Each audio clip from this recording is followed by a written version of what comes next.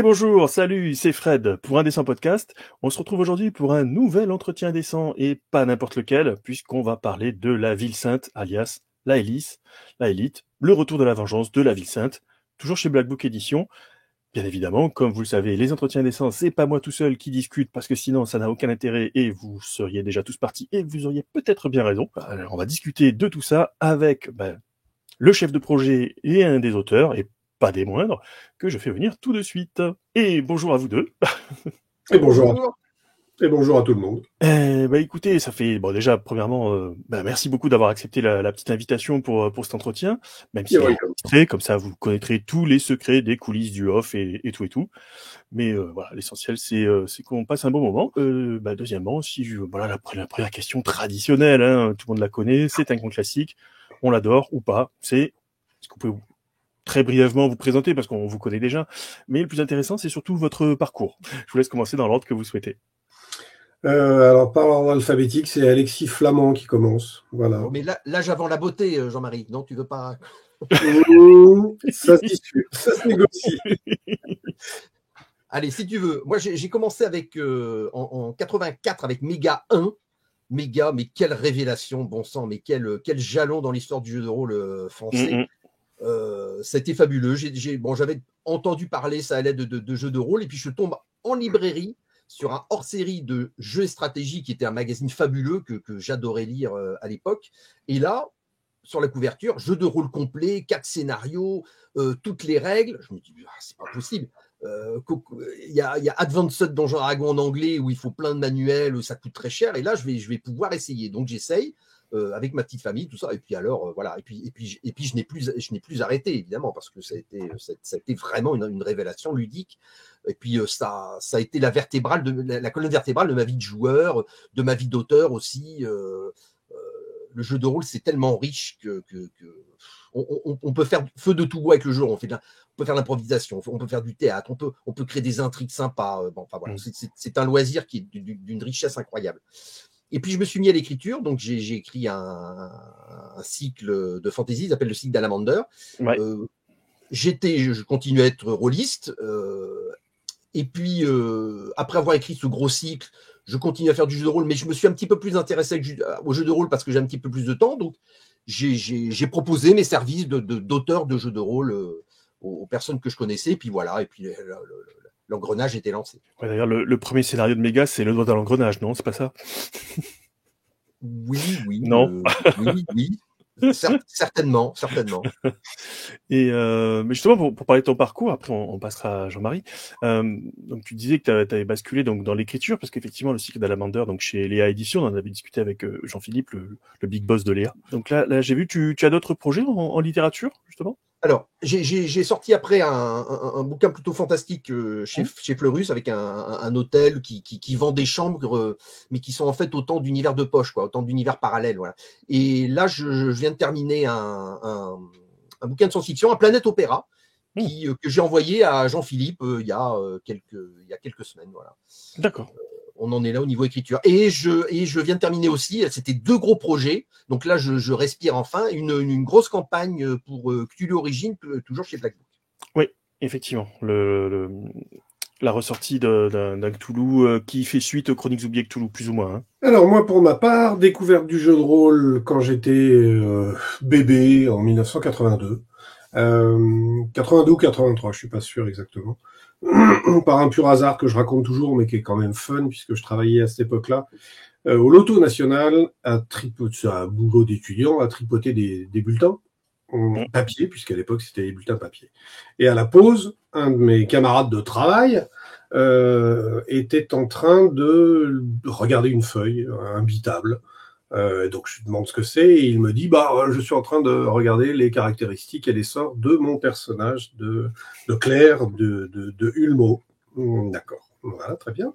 Et ton token. Et alors il m'explique Donjons et Dragons, et puis il me convie à une partie à laquelle je vais très rapidement derrière, le week-end je pense.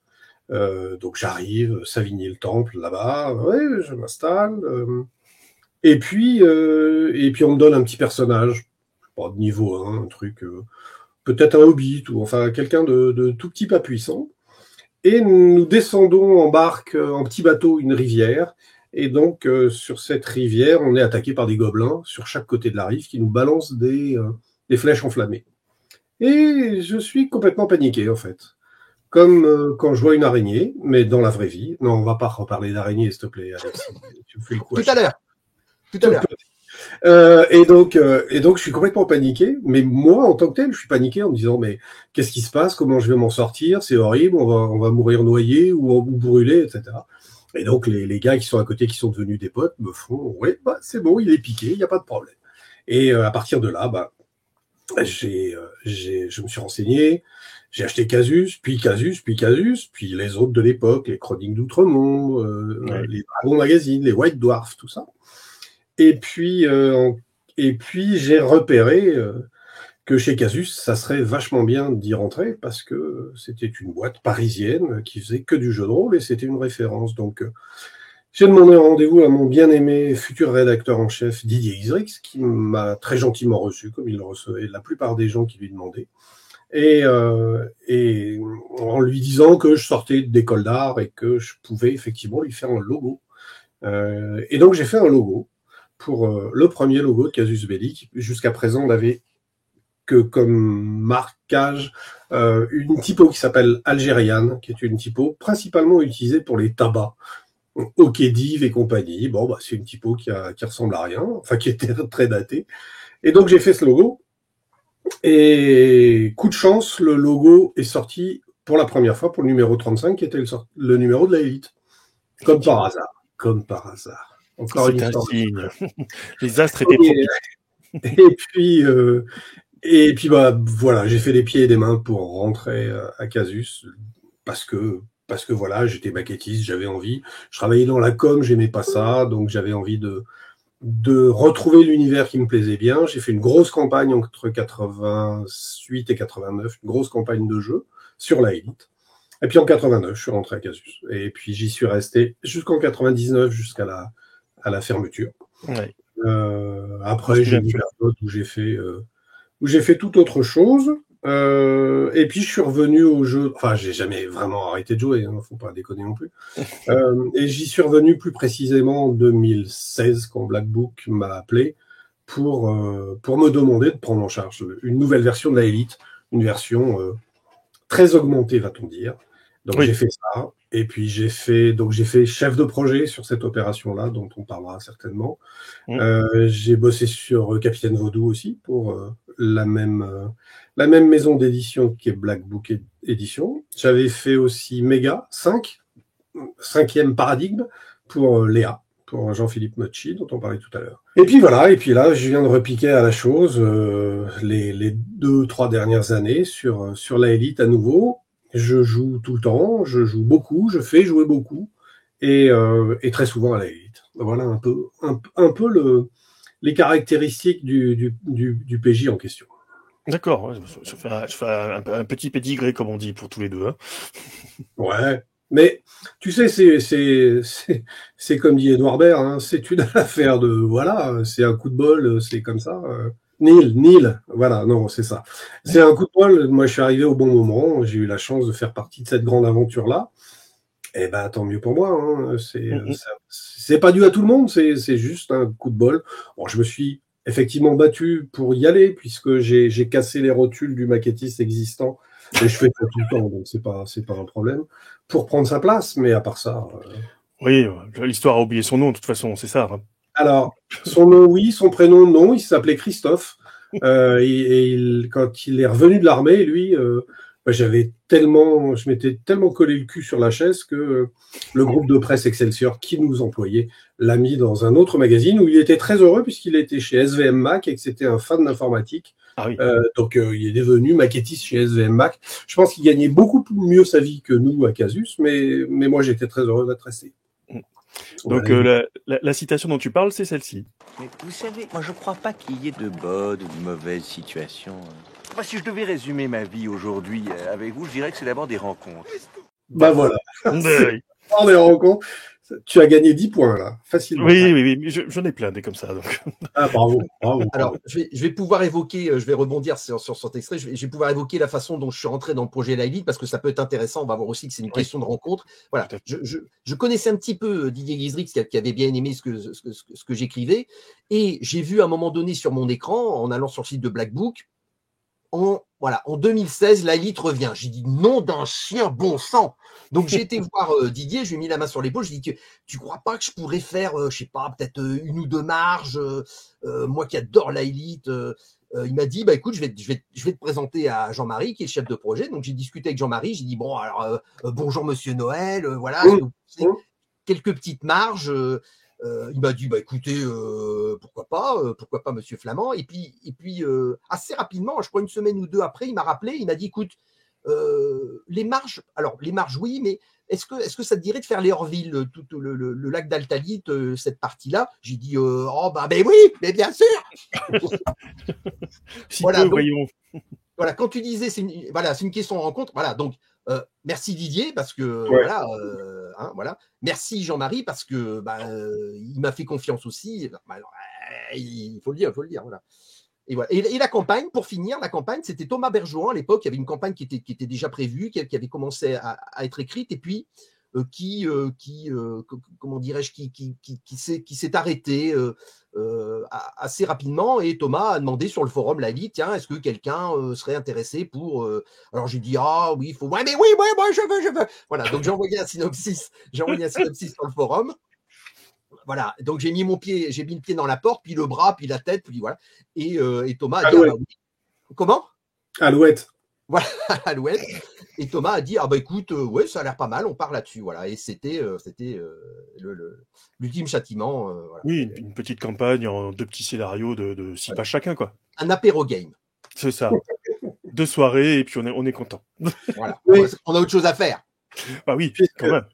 Puisqu'on est là pour papoter, effectivement, je vais rebondir sur le rebond de Alexis sur ce que je disais. Effectivement, les rencontres, c'est super important.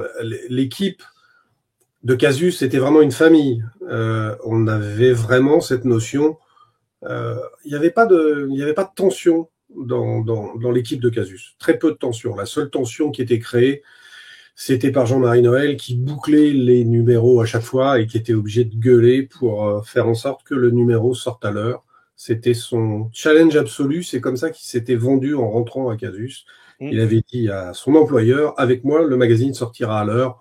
Ce qu'il n'avait pas cru du tout, bien évidemment, puisque c'était jamais le cas.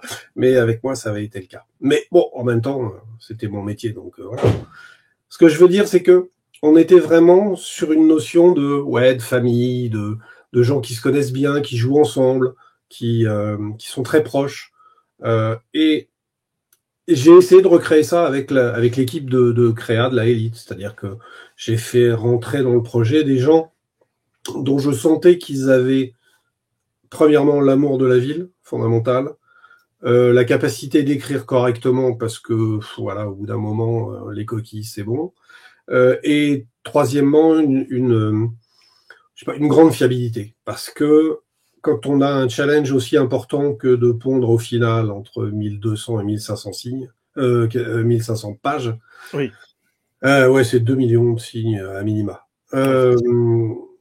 On a intérêt à ce que la machine tourne à peu près pour minimiser les emmerdes, et même avec ça, on n'y arrive pas. Donc voilà, c'était important qu'on ait cette notion de bien se comprendre ensemble, de bien s'entendre, qu'il n'y ait pas de guerre d'ego non plus.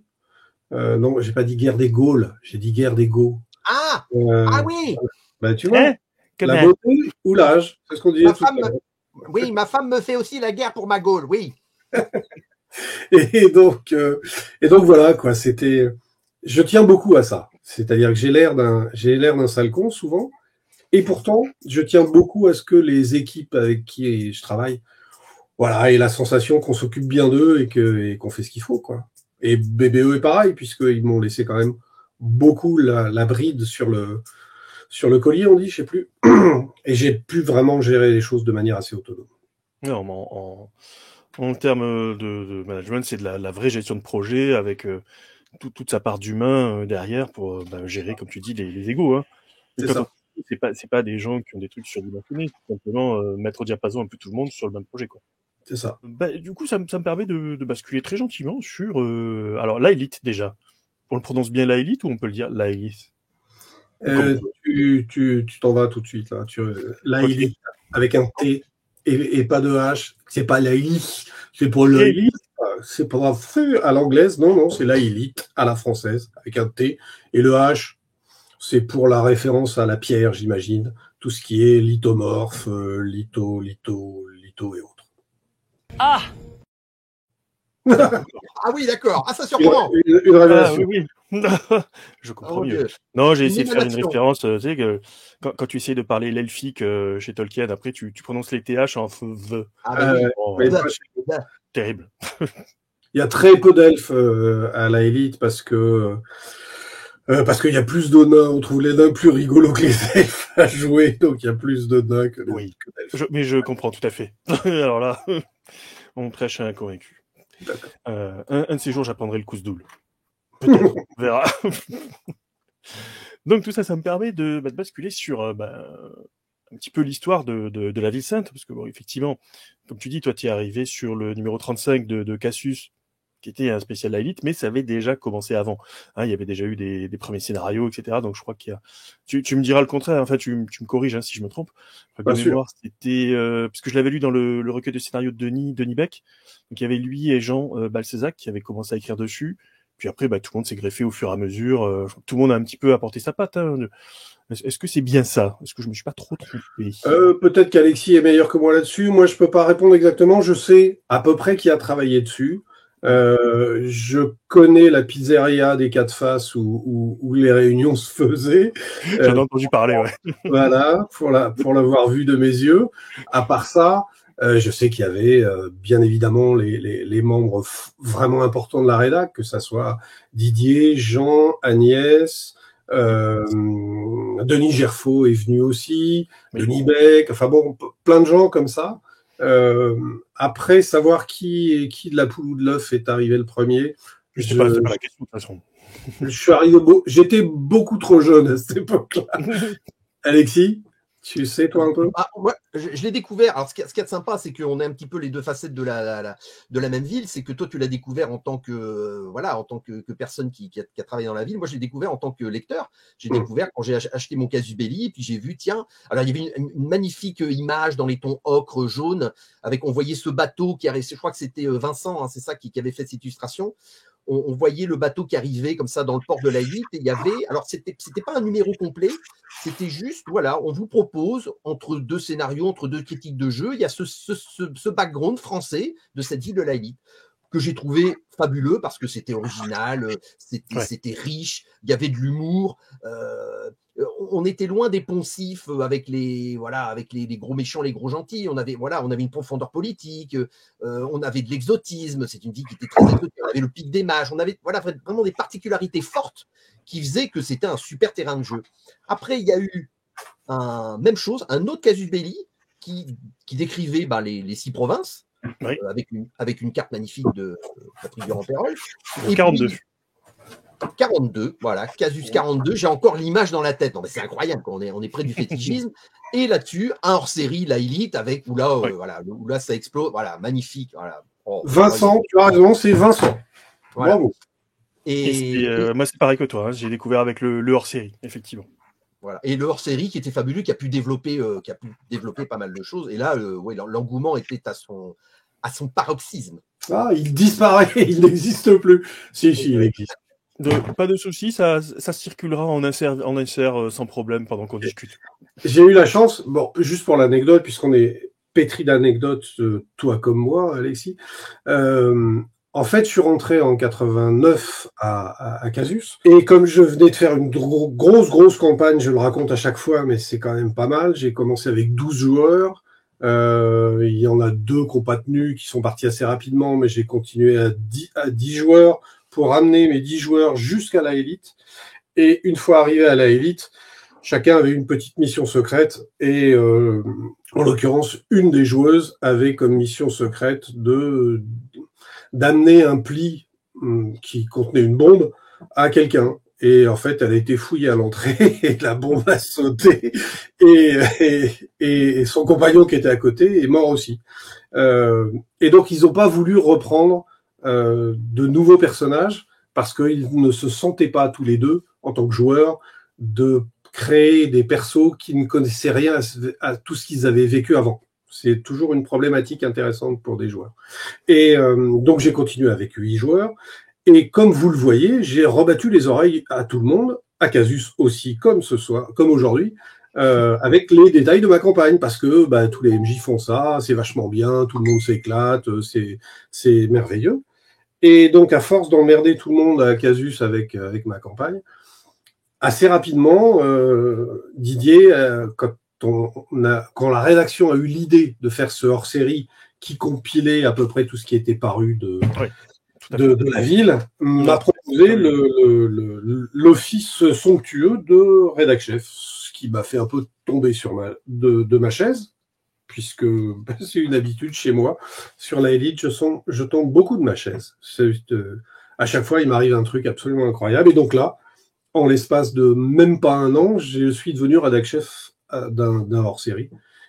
Et on a eu la chance que ce hors-série marche énormément et soit devenu un truc vraiment emblématique d'une certaine culture du jeu de rôle en France, je pense. Oui, une référence. Ouais. Je pense qu'on peut dire qu'il y a eu un avant et un après la Élite, clairement pour les joueurs français, je pense. Enfin, d'une certaine génération, on va dire. Ouais, en médiéval fantastique en tout cas, parce qu'il y avait d'autres genres, etc. Mais en Medfan, clairement, la Élite, ça a vraiment marqué ce que la France peut produire d'original par rapport à la prod américaine, quoi, clairement. C'est ça. Et donc, du coup, pour passer du boulot de maquettiste à rédac chef, ça t'a fait ça? Qu'est-ce qu'on fait? On se risque sur le bizarre? Alors, on s'est assez rapidement risqué sur le bizarre. C'est absolu. C'est plaisir, le gars. Hein, il a raison. Sacré Fred. On s'est risqué sur le bizarre, oui et non, parce que l'idée intéressante était de truffer ce magazine de marge d'anecdotes de joueurs, essentiellement, ou de maîtres de jeu. Ouais, et donc, c'est là qu'on a eu cette idée. Alors, je me l'attribue, mais je ne sais pas si j'ai trop le droit de l'attribuer. C'est peut-être pas moi qui l'ai eu, je sais plus, je crois que si, mais bon. D'avoir des marges comme ça qui racontent des choses rigolotes, déconnantes, décalées, bizarres, par rapport au reste de l'information, et qui est une mine en fait de petits éléments, de petites anecdotes, de petits secrets. Non, il n'y a pas de secret. Qui crée des petites mini-histoires qui sont autant de déclencheurs d'aventures. Et ça a été, je pense, une des grandes idées qui a fait vraiment bien marcher le truc et qu'on a repris après. Alexis ? Oui, parce que ça participe considérablement à l'immersion, quoi. La ville prend vie presque plus dans ses marges et ses à côté. On a l'impression de se balader dans les petites ruelles que les guides touristiques ne vous montrent pas forcément. Donc voilà, c'est un petit peu c'est là vraiment que la ville prend corps. Ouais, ça donne un côté organique à la chose, quoi. C'est pas juste des infos balancées en bloc. C'est comme dans une vraie ville, hein, quand tu peux lire sur des murs, des machins comme ça, c'est ce qui donne vie, quoi. C'est vrai que ça avait bien marqué à l'époque, ouais. Et j'ai tenu absolument à ce que les choses soient les plus authentiques possibles. Et donc, j'ai demandé, par exemple, à mes joueurs, à moi, de me fournir chacun une anecdote par rapport à la campagne qu'ils avaient vécue. Donc, elles sont dedans. D'accord, carrément. Privilège de chef de projet, quoi.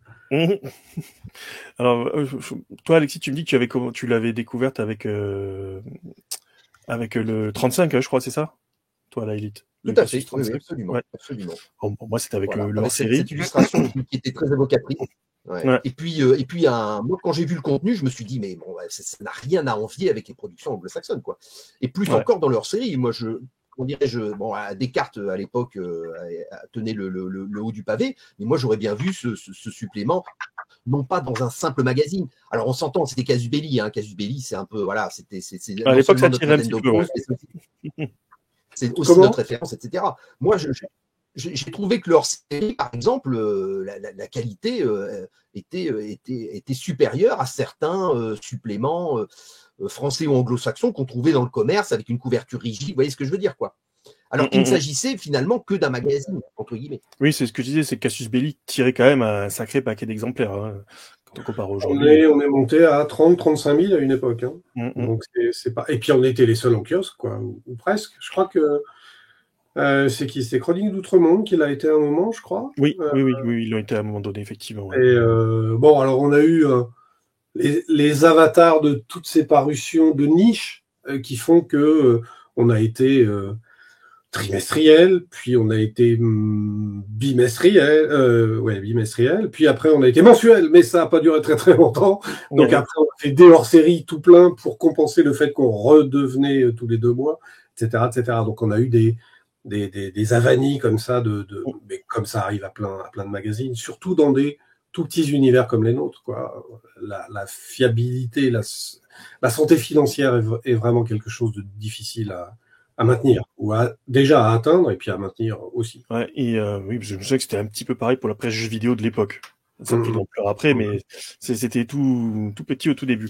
Et c'est vrai que la Elite, c'est aussi un marqueur de son époque, parce que je sais que il y a eu pas mal de productions dans les magazines. Bon, Cassius Belli, forcément. Hein. Voilà, on retrouve plein d'univers de Cassius encore aujourd'hui qui ont marqué leur époque. Dans Chronique d'Outre-Monde, dans Dragon Radieux, dans Rune, etc. Enfin voilà, il y a eu beaucoup de productions francophones qui tranchaient effectivement avec ce qu'on connaissait de la prod, comme je disais tout à l'heure, de la prod anglo-saxonne et qui donnaient une patte, quoi, quelque chose de plus avec, comme tu disais, Alexis, de l'humour aussi en plus, qu'on n'avait peut-être pas dans les trucs qui se prenaient un peu trop au sérieux. Oui, et puis la Elite, c'était une ville qu'on pouvait placer dans n'importe quel univers. C'est-à-dire que voilà, elle n'était pas figée au sein des royaumes oubliés ou de, je ne sais pas moi, de Stormbringer. On pouvait placer la Elite où on voulait. Donc il y avait une ouverture aussi, chacun pouvait placer dans sa campagne. Et ça, c'était aussi un sacré avantage pour rayonner. Ça me permet de basculer sur alors ce qui a suivi après ce hors-série Cassius, hein, celui par lequel moi je l'ai vraiment découverte. Donc on va passer sous silence la version multisim que j'avais eu, mais qui part sur autre chose. Mais voilà. C'est honteux. Voilà. On les aime bien les gens de multisim, hein. Je les ai bien fréquentés. J'avais même testé la toute première version avec Fabrice Amidé de Nephilim à l'époque, donc j'étais assez proche. Et puis j'aimais beaucoup Guild, dont on a parlé off the record tout à l'heure. Yes. Cyril Dojan faisait des plans pour nous dans Casus. Moi, j'ai été toujours consensuel avec tout le monde, même si j'avais une apparence de teigneux. Je m'entendais très bien avec les gens d'Asmodée, qui s'appelait Cyrose à l'époque. Oui. Je m'entendais très bien avec les gens de Multisim, etc., etc. Et je ne sais plus pourquoi je disais ça, mais c'était super intéressant en tout cas, de toute façon. Voilà, c'était une autre version de la Elite, on va dire ça comme ça.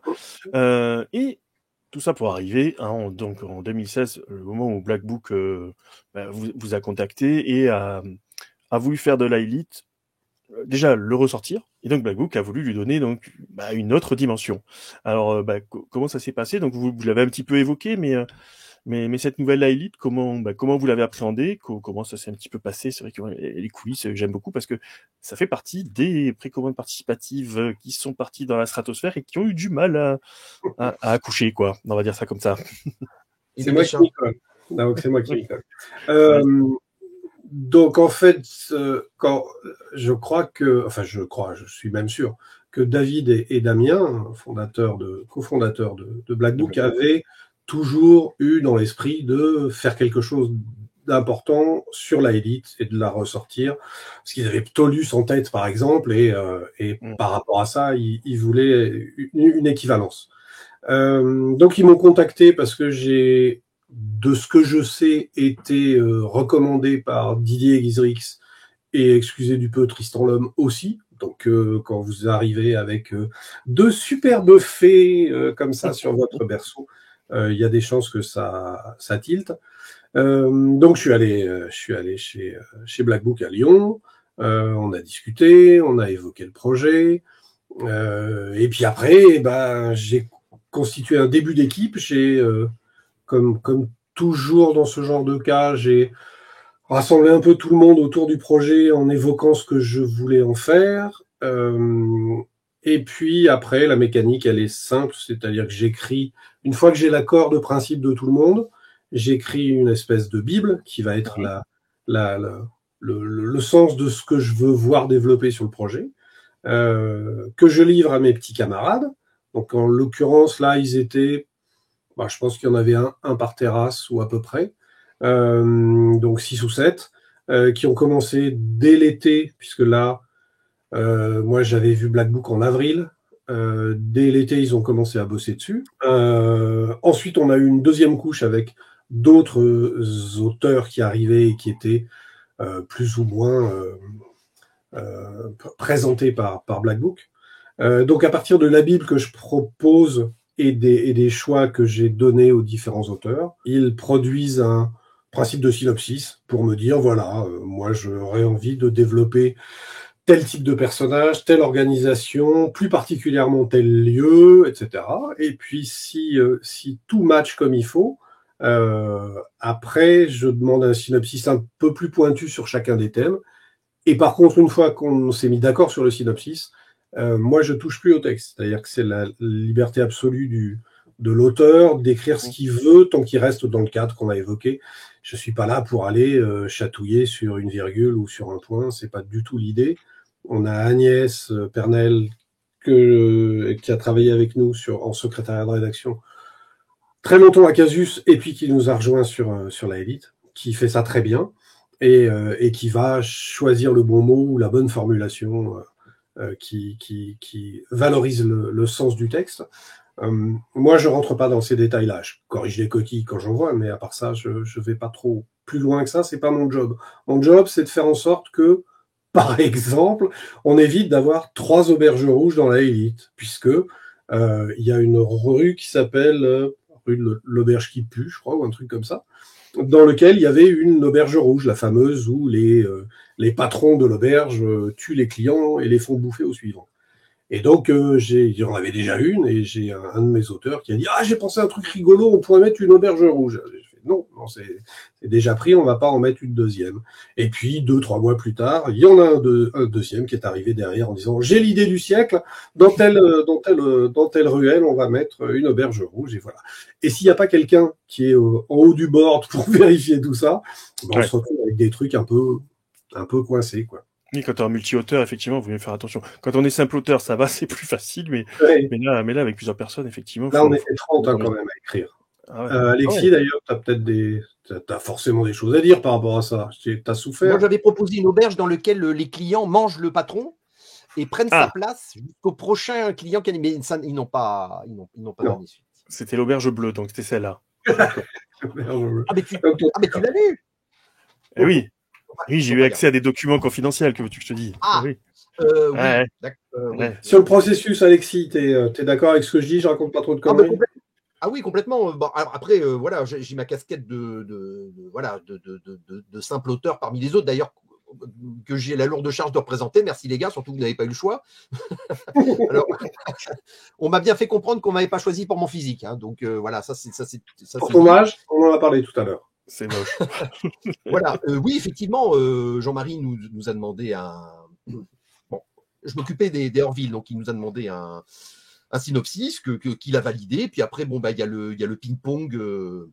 Il y a la phase d'écriture avec un ping-pong, donc il relie. Il y a éventuellement des demandes, comme dans tout processus éditorial, des demandes, des ajouts, etc., etc. Et puis effectivement, lorsque nous sommes passés sous les fourches codines de Jean-Marie, on croit être sorti d'affaire, mais non, parce qu'il y a Agnès Pernel qui est là et qui n'en laisse passer pas une. C'est la gardienne du temple, et qui nous dit mais tiens, j'ai cru voir que là il y avait un problème. Ah bah oui, parce qu'Agnès, elle tombe juste. Et voilà. Et une fois qu'on a passé ces deux cerbères à la fois en contenu et typographique, il y a les illustrations qui sont toujours sympas, et puis le maquettage, où vraiment ce qu'on a écrit, il y a un petit côté métamorphose, un petit peu à la Cendrillon, où ce qu'on a écrit qui n'est qu'une citrouille devient un petit peu le carrosse. Oui, que tu passes du fichier Word à quelque chose avec tout maquetté et tout, quoi. Sachant qu'on a une énième relecture sur la maquette. Enfin, moi, en tout cas, je la fais. Et en fait, tous les auteurs la font parce qu'ils ont tous envie de profiter de leur texte maquetté pour aller voir si par hasard, quand ils ont dit ça, il n'aurait pas mieux valu dire ça. Donc après, c'est une bagarre avec le maquettiste parce que si la chose est juste une formulation, en général, c'est trop tard. Si par contre, c'est quelque chose de fond par rapport à une incohérence, par rapport à un nom de personnage qui est pas bon ou mal orthographié, là, en général, moi, je compile, je fais la liste, je transmets au maquettiste, et puis après, comme d'habitude, on se bat pour réussir à faire tout passer, sachant que les délais sont ce qu'ils sont et qu'il faut serrer toujours un petit peu la chose avant que ça parte en impression. Ouais, j'imagine que tu en as envoyé plusieurs d'un coup pour pas qu'il aille y revenir régulièrement tous les jours sur des petits trucs, quoi. Au niveau donc vous étiez donc comme tu dis de plusieurs autrices et auteurs dessus. Donc c'est aussi pour ça qu'il y avait cette coloration un petit peu différente selon les quartiers, avec un petit peu cette liberté tout en respectant la Bible, le fil rouge que tu avais mis en place dès le début. Oui, alors je vais pouvoir passer la parole à Alexis pour ça parce que chacune des terrasses de la ville a vraiment sa personnalité. Et donc, tu pourras évoquer ça tranquillement, même si tu as bossé sur le Hors-Ville, qui lui aussi a une personnalité. Mais l'idée, c'était de choisir un auteur qui allait bien avec le quartier en question. Pour te donner un exemple, le quartier du Châtiment avait à l'origine été fait, si je ne me trompe pas, si mes sources sont bonnes, par Denis Gerfaut, qui a un imaginaire incroyable, très personnel. Et donc, quand la question a été de savoir, alors j'ai demandé à Denis s'il voulait bien repiquer à la chose, mais il n'a pas voulu. Donc, on a cherché avec Black Book quelqu'un qui pourrait cadrer avec une terrasse aussi non euclidienne. Et on a fini par atterrir sur Max et la moitié, qui travaillent pour Léa et qui font des choses assez délirantes, peut-on dire. Et donc voilà, j'ai toujours essayé de refiler à quelqu'un ce qui pouvait le mieux lui correspondre. Et moi, je me suis cantonné à écrire toute la partie du début, qui est la partie, alors largement pas la plus chiante, c'est pas l'idée, je vais pas non plus me donner des coups de fouet, mais au moins celle qui permet, là encore, de bâtir un cadre sur lequel les auteurs n'ont plus à s'emmerder. À savoir... Le squelette, quoi. Ouais, le squelette, c'est-à-dire que j'explique comment on arrive, j'explique comment est gérée l'administration, qui est-ce qui ramasse les poubelles, où est-ce qu'on boit un coup, etc. Sur les principes généraux, afin que les auteurs, là encore, aient une base fiable sur laquelle ils puissent se dire bon, comment ça s'appelle une mairie à la Élite ? Ça s'appelle comme ci, ça s'appelle comme ça, c'est une mairie de quartier, d'arrondissement, etc., etc. Les policiers, c'est qui, etc. Donc tout ça est écrit à la base pour que chacun puisse voguer sur les particularités de sa terrasse sans avoir à s'emmerder avec des trucs de base, quoi. Et donc, Alexis, toi, ta perception des quartiers. En ce qui me concerne, quand tu m'as proposé si j'avais dû choisir quelque chose, tu vois, j'aurais pris les Hors-Ville. Donc quand tu me l'as proposé, j'ai été très content. J'ai dit faut que je réfléchisse. Mais donne-moi-le. Et j'ai été ravi de le faire parce que l'Altalite, c'est ce qui ouvre. C'est ce qui ouvre la Lite sur le reste de la région. Ça permet d'explorer. Moi, j'aime bien les grands espaces. Voilà, je suis quelqu'un qui prend du volume. J'aime bien les beaux paysages. En plus, l'Altalite n'avait pas été énormément décrit précédemment au niveau des villes côtières qui existaient. Il y avait assez peu de choses. Le lac en lui-même m'intéressait parce que c'est une matière qui est incroyable. Il est vaste. Et je me suis dit, qu'est-ce qu'on peut faire pour donner de la personnalité à ce lac qui fait qu'il est lui aussi, comme la ville, ses particularités physiques. Donc ça a été très, très intéressant parce que voilà, j'avais ce côté paysage à explorer et en même temps j'avais un petit peu carte blanche parce qu'il n'y avait pas eu beaucoup de choses qui avaient été écrites précédemment. Donc j'ai pu me faire plaisir. Donc j'étais complètement ravi, inutile de le nier. Donc ouais, c'est super intéressant sur la façon dont tout s'est mis en musique du côté de cette nouvelle Élite. Alors juste avant qu'on passe à une petite question... je pense que vous y attendiez, mais il y en a une qui m'est venue en tête en même temps qu'on discutait. C'était donc Jean-Marie, tu as évoqué Ptolus. Donc pour rappel brièvement, Ptolus, c'est la ville de Montecook, la grosse ville qui devait servir de cadre pour la 3e édition de Donjons et Dragons.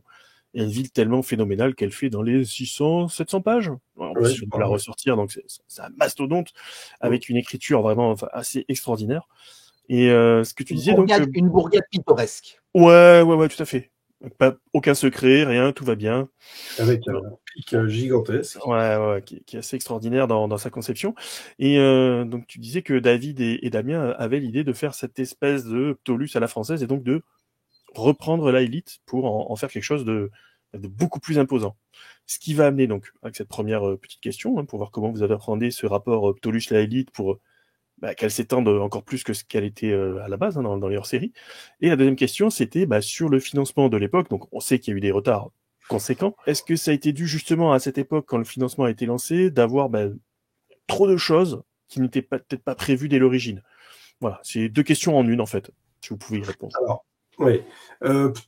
Ptolus, moi, m'a pas servi de base du tout. C'est-à-dire que j'avais pas le bouquin, j'ai récupéré le PDF, j'ai maté ça en long et en large, j'ai trouvé ça vraiment intéressant, vraiment bien fait, mais ça correspondait pas du tout au découpage que j'avais envie d'avoir moi, avec la typicité de la ville, ses terrasses, ses ambiances très particulières, son côté Frenchy, je sais pas, mais en tout cas, ça ne m'a pas servi à me dire, tiens, je vais organiser ça à partir des guildes de forgerons qui vont devenir des guildes comme ci, ou l'exploration, je vais l'organiser comme ça. Non, j'ai pas voulu repomper le principe. J'avais déjà, moi, écrit déjà des séquences de comment j'organisais la ville, qui n'était pas très éloigné de ce qui avait été fait. Si, il y a un truc fondamental, c'est que dans le hors-série, on parle d'abord de la chaussée du lac avant de parler de la main qui travaille. Et pour ceux qui connaissent la ville, majoritairement ceux qui arrivent en ville arrivent par la main qui travaille. Donc c'était un peu bizarre de commencer par un autre quartier que celui-là. Donc ça a été un des changements qu'on a fait de base. Donc voilà, Ptolus existe, c'est très bien.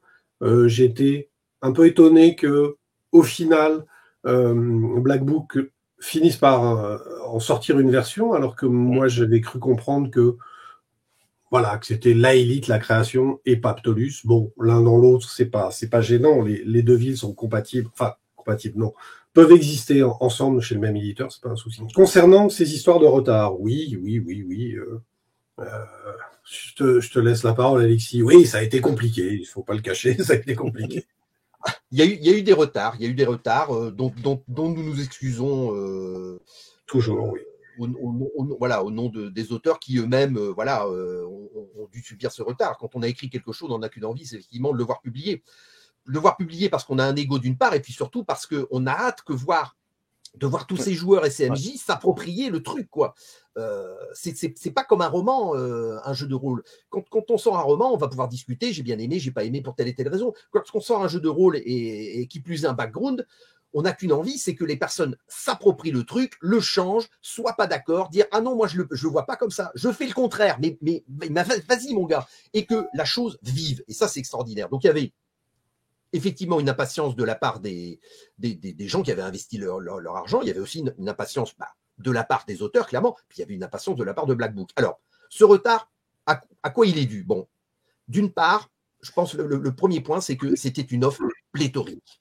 Il y avait de nombreux auteurs, mais il y avait aussi énormément de matériel. Voilà. Il y avait beaucoup de choses. Et chaque fois qu'on rajoute un petit quelque chose dans une offre, c'est un goulot d'étranglement potentiel, c'est, comment dirais-je, une couille dans le potage potentiel qui fait que les choses peuvent prendre du retard. Donc, là, plus l'offre est pléthorique, de toute façon, il ne faut pas se leurrer, plus le retard est potentiellement important. C'est pour ça qu'on a pris de nos leçons, c'est pour ça que le présent projet, c'est un projet qui est plus ramassé. Voilà, on n'a pas voulu multiplier les paliers.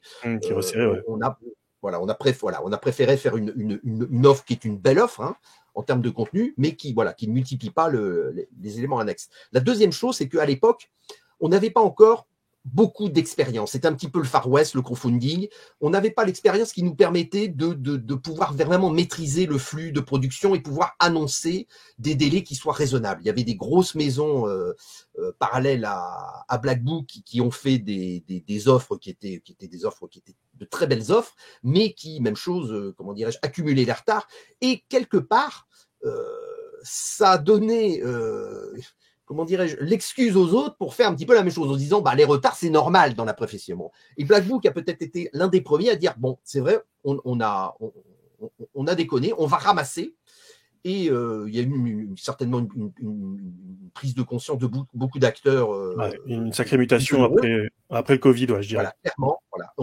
On a resserré et l'expérience fait à présent que beaucoup, même la plupart des éditeurs ont vraiment une conscience de ce problème, ont vraiment un souci de vraiment respecter les délais. Ouais, c'est de moins proposer, moins de. Alors, il y a toujours quelques goodies. C'est vrai qu'en plus, je vois que ça revient un petit peu les goodies, parce que ça, c'est des délais supplémentaires aussi. Mais ouais, comme tu dis, ça, je pense que tout le monde a appris de cette époque-là, donc 2010 jusqu'à 2019-2020, pour resserrer les offres et éviter les délais rallonges. Et puis, on peut le citer, Sans Détour, qui a fini dans le mur en plus. Voilà, on va pas rajouter du lait sur le truc, quoi. Mais non. Sel sur la cicatrice. Mais à partir du moment où son détour a commencé à faire n'importe quoi, les autres se sont dit tiens, ça veut dire qu'en fait on a une autorisation à allonger les délais, voilà, à donner une espèce de légitimité à que ça faisait partie du processus, voilà. Et puis à rajouter toujours plus aussi pour faire plaisir aux. Parce que quand tu pour aller régulièrement suivre les différents financements, toujours aujourd'hui d'ailleurs. Il suffit d'aller sur la Élite en cours, puis d'autres, je vais pas les citer, mais tu as régulièrement des commentaires qui disent on voudrait telle chose en plus, donnez-nous ceci en plus. Oui, mais plus t'en rajoutes, plus les délais ils explosent aussi, quoi. Deux choses à dire par rapport à ce propos-là. La première, c'est que quand la Élite a été lancée, l'erreur de jeunesse fait qu'il était lancé trop tôt par rapport à tout ce qui était déjà en file indienne à attendre d'être produit chez Black Book. On avait Héros et Dragons et on avait Pavillon Noir. Et donc, Noir aussi, ouais.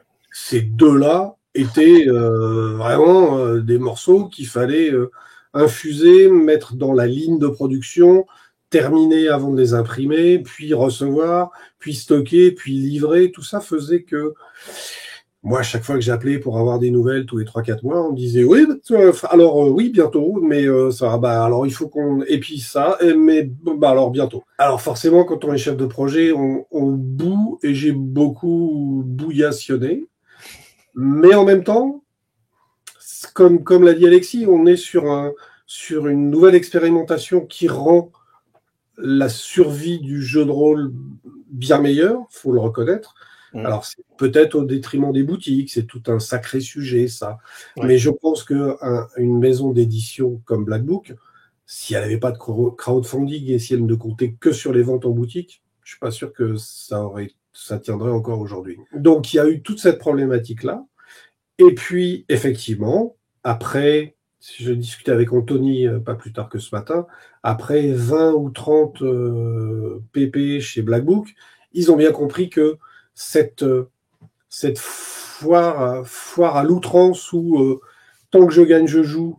Tiens, puisqu'ils en veulent, je vais en mettre. Et puis il y a ça aussi. Et puis le dernier truc, il se calcule entre deux tables, entre machin et bidule, qui disent tiens, on ferait ça aussi, ça serait vachement bien, ça ferait un palier. Et puis vous faites le palier en question. Et puis une fois que on est un peu plus posé, qu'on est sorti du salon dans lequel on était quand on a pensé au truc et on s'est dit tiens on va rajouter ça et qu'on fait l'état des dégâts au niveau temps de création, coûts supplémentaires d'impression, de création, mais aussi de livraison, parce que du coup ça va être plus lourd dans le carton pour X ou Y raison. Tout ça fait qu'on se rend compte que c'est plus un poids qu'un avantage d'avoir rajouté et rajouté et rajouté. Donc là, sur le crowdfunding qui nous occupe là en ce moment, on est sur un produit beaucoup plus resserré. On a 2 bouquins, on a des choses extraites des livres, des cartes, des plans, des machins, mais en dehors de ça, on a des options, comprend ou comprend pas, mais qui sont majoritairement des choses déjà fabriquées, qu'il suffit d'aller chercher dans le stock et de les mettre dans le carton. À part la tour... à part la tour AD qui est une nouveauté sur le projet, sur ce projet-là. Sinon, il y a plein de choses qui sont déjà existantes, si vous voulez récupérer. Alors, il n'y a pas de boîte, il n'y a plus de boîte. C'est bien dommage, moi j'en ai 3, elles sont très très remplies et ça suffit pas. Avec ce qui va arriver, j'aurais bien pris une 4e boîte. Alors j'ai essayé de draguer et tout pour dire ah bah oui mais c'est moi quand même et tout. On a bien vu. Mais ça ne marche pas. Même pour le chef de projet, ça marche pas. Non, même chef de projet, ça marche pas. Et c'est très bien comme ça en fait.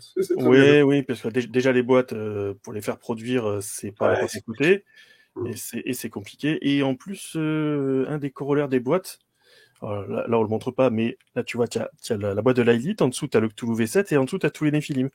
Ouais. C'est le problème aussi, c'est qu'après, ça reste fermé, les boîtes. Donc, ça tient plus dans la Calax. Ouais, oui, ça, les Calax, elles sont déjà mortes. Le prochain crowdfunding, ce serait pas mal de proposer le Kallax qui va avec l'offre.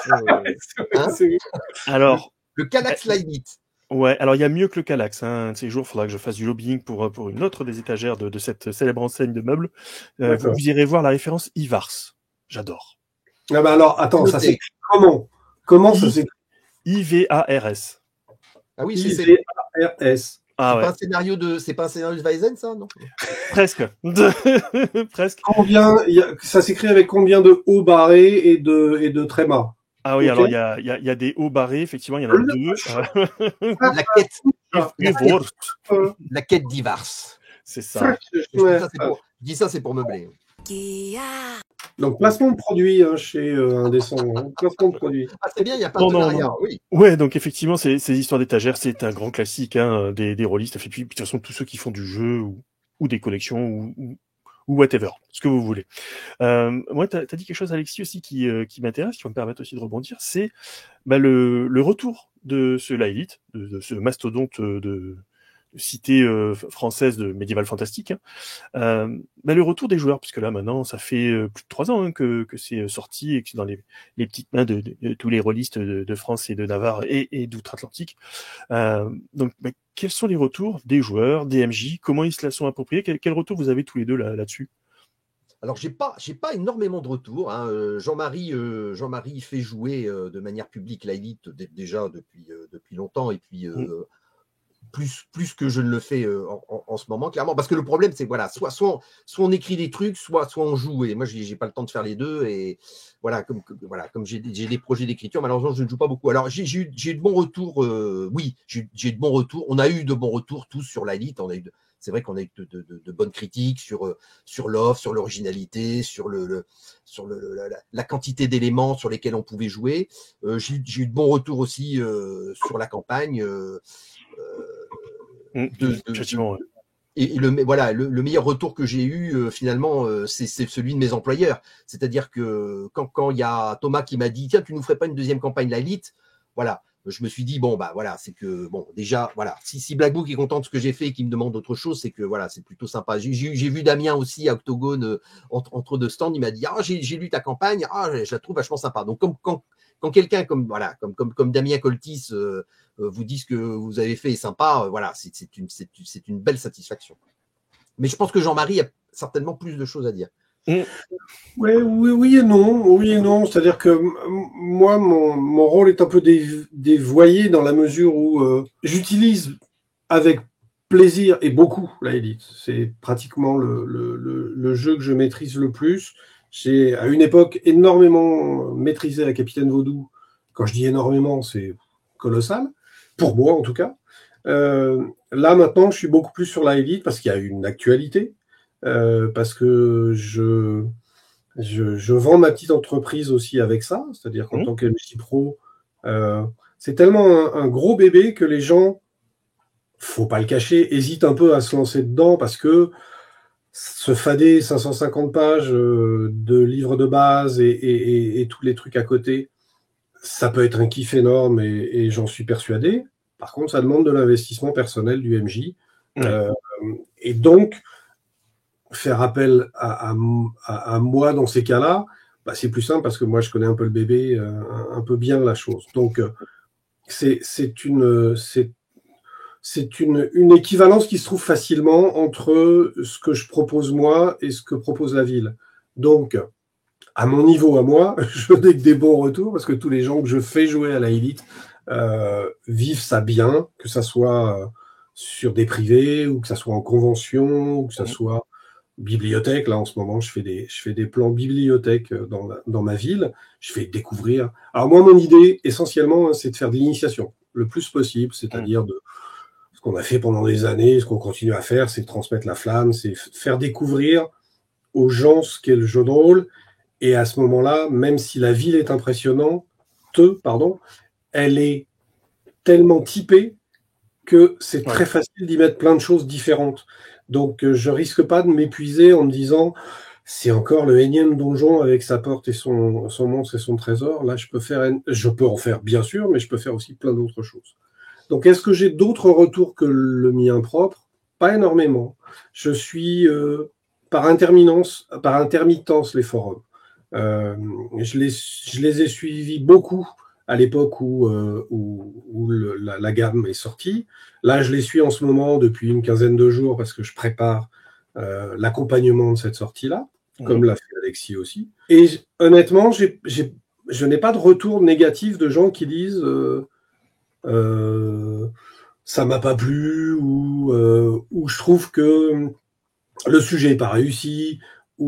Alors, il y a bien sûr des gens qui disent ah ouais, mais c'est super impressionnant parce que c'est beaucoup d'infos à digérer. À quoi je réponds systématiquement. Tu prends un tout petit bout de la ville, tu prends une seule terrasse. Dans cette terrasse, tu prends un quartier. À l'intérieur de ce quartier, tu prends une rue et tu te fais une intrigue à l'intérieur de la rue. Tu prends des choses existantes. Tu as une dizaine de maisons. Moi, j'utilise beaucoup un des trucs que j'ai... Alors, autant je dis souvent que la Élite, c'est mon bébé, autant l'impasse de l'arbre de Tulé, c'est encore plus mon bébé. Donc, moi, je base mes aventures, elles démarrent de là, parce que c'est un cadre existant, il y a des images, il y a des photos, on peut montrer la chose, c'est tout de suite très facile à comprendre. Et donc, je pousserai tout le monde, tout MJ qui voudrait se lancer sur la Élite, avec la gamme de base, à partir de l'impasse, parce que c'est visuel, et ça permet tout de suite à des néophytes de comprendre ce que c'est, comment c'est fait une ville, etc. quoi. Non, honnêtement, je n'ai jamais rencontré de gens qui me disaient « Ouais, alors j'ai essayé, mais ça m'a pas plu. » Alors, moi, j'avais une petite crainte de mon côté qui n'a pas été vraiment le cas. C'était que, comme la Élite, ça existe depuis plusieurs décennies et que beaucoup de MJ se sont approprié la ville, l'ont changé, ont modifié pas mal de choses. Je me suis dit comment va être accueillie cette nouvelle mouture par des gens qui finalement connaissent déjà bien la ville, parce qu'on est parti sur des a priori de rédaction. Moi, sur la campagne, voilà, j'ai fait des choix sur ma campagne. Je me suis dit comment ça va être accueilli par un MJ qui connaît bien la ville. Voilà. Ouais, c'est surprenant. Mais bon, voilà.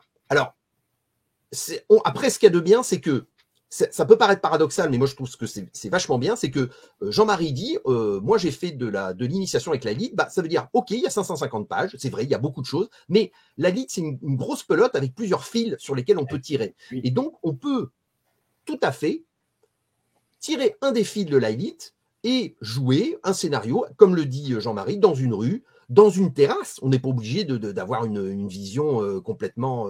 méta de toute la ville, ouais. En hauteur, en altitude de la ville, voilà. On débute par un quartier, ou bien, ce qui va être possible peut-être plus avec le projet, le présent projet, c'est-à-dire d'arriver à la Élite par la bande, c'est-à-dire par le lac. On arrive par le lac, on arrive par une province qui est plus gérable parce qu'il y a moins d'informations. Et puis, petit à petit, on prend le bateau, puis on arrive là, on montre à ces joueurs qui ne connaissent pas ne serait-ce que le paravent. Voilà, vous avez cette vaste étendue. Il y a l'effet waouh de l'illustration qui est fabuleuse. Voilà. Et on arrive là-dedans et on parle avec un commerçant sur le quai. On parle, ah tiens, il y a une espèce de bête avec des écailles, il a un outrousse, qu'est-ce que c'est, voilà. Et donc, voilà, on peut rentrer facilement dans la ville, plus facilement que ce que laisse. Que ce que laissent sous-entendre effectivement les centaines de pages. Ouais, c'est ce qu'on appelle des intrigues à hauteur d'homme, entre guillemets, quoi. C'est-à-dire, on part du petit quartier, comme tu dis. En fait, c'est ce qu'on voit dans les jeux vidéo. Tu pars d'un petit endroit et puis le monde s'ouvre petit à petit, quoi. Exactement ça. En termes de game design, c'est plus facile. Puis il me semble en plus que dans le bouquin, parce que voilà, je l'ai reparcouru il y a pas longtemps, t'as des résumés des ambiances de ce que tu peux trouver dans chaque terrasse. Donc c'est facile après d'aller faire ton choix. Et de prendre petit à petit ce que tu veux, voilà, tu fais ta sauce. Parce que si effectivement tu dois te farcir les 600 et quelques pages d'un coup, voilà. Non, une terrasse, c'est 40 pages, y compris une dizaine de pages de scénario. Donc, dans chaque terrasse, vous avez une description générale, un plan détaillé avec des endroits, Vous avez quoi d'autre? Vous avez un PNJ important, plusieurs PNJ importants, une organisation un peu importante, une organisation plus petite, un bâtiment phare de la terrasse, et puis tous ces des fêtes ou des choses un peu spécifiques, une malédiction du coin, une fiesta particulière, un événement qui se produit systématiquement tous les ans, bon, des choses comme ça. Et avec ça, il y a largement moyen de faire son beurre sur une seule terrasse, parce qu'il y a 30 pages d'explicatifs et toujours les petites marches sur les côtés qui racontent des trucs qui sont dans le sens de ce qu'a écrit l'auteur principal, ou à contrario de ce qu'il a écrit, ou carrément complètement différent. Donc avec tout ça, il y a vraiment moyen de faire plein de choses, quoi. De la même manière qu'on visite la Lite, on va préparer son voyage à Paris. Paris, on va pas se taper tout le guide de Paris. Avant d'aller voir Paris, on va dire tiens, Montmartre, j'aimerais bien voir Montmartre. Ah tiens, la Tour Eiffel. Ah, le musée Grévin, il est où, etc. Voilà, donc il y a des choses. On peut s'amuser à papillonner de la même façon. Donc on peut éviter le côté sidération devant cette masse de texte. Je tiens aussi à dire que la Élite bénéficie d'un des plus beaux écrans qui m'était donné de voir en termes d'illustration. Il est incroyable, vraiment. Voilà. Je l'ai mis en fond, puis tu l'as aussi en fond, Jean-Marie. C'est juste une invitation. En plus, ça fait un peu le voyageur sur la mer de nuages de Friedrich, tu vois, avec la personne qui est posée par rapport à l'immensité qui se dégage devant lui. C'est incroyable, quoi. La personne qui est posée représente l'illustratrice qui a fait un grand nombre d'illustrations dans le livre de base, et elle est posée sur la tête de l'oiseau de feu, du temple de l'oiseau de feu. Et alors, petit choix artistique du dessinateur. Quand j'ai reçu les esquisses, il y avait 4 esquisses différentes. On s'est plutôt orienté, Black Book et moi, sur celle-là. Sauf que j'ai dit, ouais, alors c'est très bien, mais par rapport à l'organisation de la ville, la tête de l'oiseau n'est pas tournée dans ce sens-là. La tête de l'oiseau, voilà, si je montre qu'elle est comme ça, en fait, elle devrait être comme ça. Et donc, j'ai dit, ça me pose problème parce que le temple n'est pas orienté dans le bon sens. Ce à quoi l'illustrateur a répondu, oui, mais alors c'est moi qui fais le dessin et donc c'est plus dynamique comme ça et donc je laisse comme ça. Et donc, j'ai dit, d'accord, alors. Et puis, voilà. Je confirme que du coup, ça donne un sacré dynamisme, effectivement. Ah ouais, ça fait un contre-champ qui est assez incroyable par rapport à l'immensité de ce que tu vois. Donc voilà, c'était un petit aparté nécessaire sur aussi quand on a des trucs qui sont extraordinaires comme ça. Tu prends une claque, quoi. C'est plus facile encore de le présenter. Je pense que pour toi, quand tu le sors aussi dans tes parties, Jean-Marie, ça va bien claquer, quoi. Mais écoute, ça me permet tout gentiment de basculer et de changer de fond. Pour parler du projet en cours. Il y arrive, hein. Oui, quand même, un peu. Ah ouais. On rigole, mais t'as des obligations familiales, toi, tu as des chiens à bercer, tu m'as dit, hein, et puis des enfants à promener, c'est ça, Alexis? Oui, pardon, j'ai eu une obligation familiale, tu as des chiens à bercer et des enfants à promener, c'est ça? Non, mais je dirais que je suis en retard et puis c'est très bien comme ça. Okay. Il a des enfants et des chiens très compréhensifs. C'est magnifique. Bon, du coup, ça va nous permettre de tomber sur le projet en cours de financement. Donc, il est en cours depuis ce lundi 25 mars. Incroyable, le temps file vite. Donc, on enregistre. Ça, vous saurez tout. On enregistre le mercredi midi. Donc, le financement en cours, comme je disais, c'est sur ce qu'il y a au-delà de la Élite, à savoir donc les 6 provinces. C'est le titre d'un des suppléments, il me semble bien. Donc, les 6 provinces qui entourent la Élite avec le Haut-Lac, la Sainte-Écluse, etc., etc. Donc, on va commencer un petit peu à décortiquer ce qui est proposé dans ce financement, puisque c'est donc 2 ouvrages. Et dans ces 2 ouvrages, dans chacun des 2 ouvrages, il y a une campagne par ouvrage. Est-ce que c'est bien ça? Je ne me trompe pas. C'est bien ça. Tu as, en fait, Alexis nous a octroyé le bonheur d'avoir une nouvelle campagne de sa main. Si, je suis comme ça, moi. Qui est centrée sur le lac d'Altalite. Le lac d'Altalite étant le lac qui borde la ville, qui est séparé, lui, par une divine écluse, qui donne sur un deuxième lac, qui est donc plus haut en hauteur, et en altitude, pardon, et qui, lui, est entouré de 6 provinces. Alors, autant le lac d'Altalite lui-même est entouré de petites villes, de petites zones, de petits... Il n'y a pas de...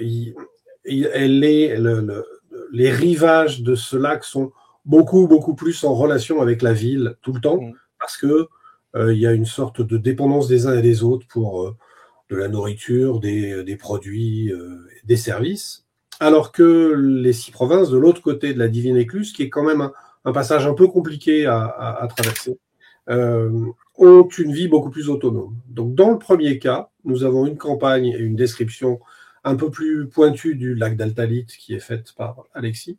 Et dans un deuxième cas, donc on a les 6 provinces. La campagne d'Alexis s'appelle Les Gardiens Silencieux. Et puis les provinces. Alors j'avais bien aimé que pendant toutes les interviews précédentes, on ne cite pas le nom de la campagne qui va avec les 6 provinces, sauf que là, au cours du live de lancement, le nom a été lâché, donc la campagne s'appelle La Dernière Frontière. Et il n'y a pas de secret, on va le dire et le répéter. Jamais. Il n'y a pas de secret, ni dans la campagne d'Alexis, ni dans la campagne de La Dernière Frontière. La Élite n'est pas une ville à secret, zéro secret. Alors sur 12 pages, mais zéro secret quand même. Alors la petite différence entre les deux ouvrages, c'est que concernant les 6 provinces, il y a 2 parties. Il y a une partie supplément avec des informations, des backgrounds, une description, et une deuxième partie campagne. Alors que voilà, le deuxième ouvrage, il y a uniquement une campagne. Voilà, les Gardiens Silencieux, c'est une campagne. Il y a, bon, évidemment, à l'intérieur des scénarios, il y a une partie background, mais voilà, ce sont les spécificités de chaque ouvrage. Du coup, ça me permet de basculer gentiment, comme ça on peut en parler en même temps, hein, sur le financement lui-même. Hein. Donc, Yep. alors, effectivement, au jour d'aujourd'hui, on va pas refaire. Hein. On va être tout de suite d'accord là-dessus. On a un petit peu discuté en off pour préparer l'émission. On va pas vous expliquer les différents paliers, etc. De toute façon, il n'y a plus besoin parce qu'ils ont tous été éclatés et qu'il n'y en aura pas d'autres. Mais voilà, c'est toujours intéressant de se dire que là, au jour d'aujourd'hui, donc mercredi 27, on est déjà à 705 souscripteurs, ce qui est très intéressant. Hein, quand on est un éditeur, ça permet déjà de savoir à peu près combien d'exemplaires on va pouvoir tirer derrière, et sachant qu'il reste encore jusqu'à lundi prochain. Et on a plus de 100 000 euros récoltés, donc quand même assez confortable. Et ça avait été financé en une quinzaine de minutes, ce qui peut aussi rassurer les craintes du chef de projet, des auteurs et de l'éditeur pour se dire ouais, ok, la Élite, il y a toujours de la demande. En fait, tu parlais des retours des joueurs. Moi, je pense que c'est le meilleur retour qu'on pouvait avoir. C'est-à-dire que quand vous avez des gens qui investissent des sous aussi rapidement avec un crowdfunding qui part comme ça à 100 000 euros au bout de 3 jours, c'est le plus beau. Finalement, c'est le plus beau compliment que vous pouvez nous faire sur le premier projet. C'est que voilà, vous êtes prêt à remettre, à réinvestir de vos économies, donc que vous avez confiance et donc que vous avez aimé ce qu'on a proposé auparavant. Et pour ça, merci beaucoup. J'espère qu'on sera à la hauteur dans ce deuxième projet de la confiance que vous mettez. Nous le sommes. Dans ce nouveau enfin, je crois que nous le sommes. En tout cas, on a fait le maximum pour l'être à nouveau. Voilà. Donc voilà, le sous-titre, comme on disait, c'est Province du Haut-Lac, et Gardien Silencieux. Alors, la motorisation, ça a déjà été dit, donc très sincèrement, je vous enverrai sur la vidéo qui a été très bien faite du live de lancement chez Black Book Edition avec Tony, Steve et Marc. Donc c'est du Chroniques oubliées, toujours la V1 pour faire le raccord avec la Élite, le premier bouquin, et motorisé 5e édition ou Roll and Play si vous le souhaitez. Comme ça, au moins, il y en a pour tous les goûts. C'est quand même pas plus mal. Hein, ça évite de rester... Ça reste du D20, en tout cas. Voilà. Du D20. Alors, live de lancement, tout ça, etc. L'offre de base, voilà, c'est pareil, je vais pas rentrer trop dans les détails parce que c'est pas le but de cet entretien, même si voilà, on en parle quand même, hein, mais on va dire que alors moi j'arrondis toujours, hein, c'est 100 euros, hein, voilà, 99,80 € si vous voulez. Vous avez les 2 ouvrages avec tout ce qui est débloqué. On va dire que c'est l'offre de base, hein, pour rentrer dedans, quoi. Hein.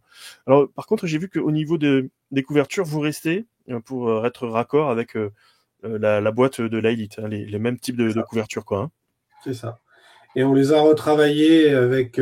Alors moi, j'ai pas suivi pour Alexis, hein, pour sa à lui, mais par contre, moi, j'ai bien suivi et donné des consignes sur celle des 6 provinces pour une raison qui m'appartient et qui sera découverte une fois que vous lirez les choses. D'accord.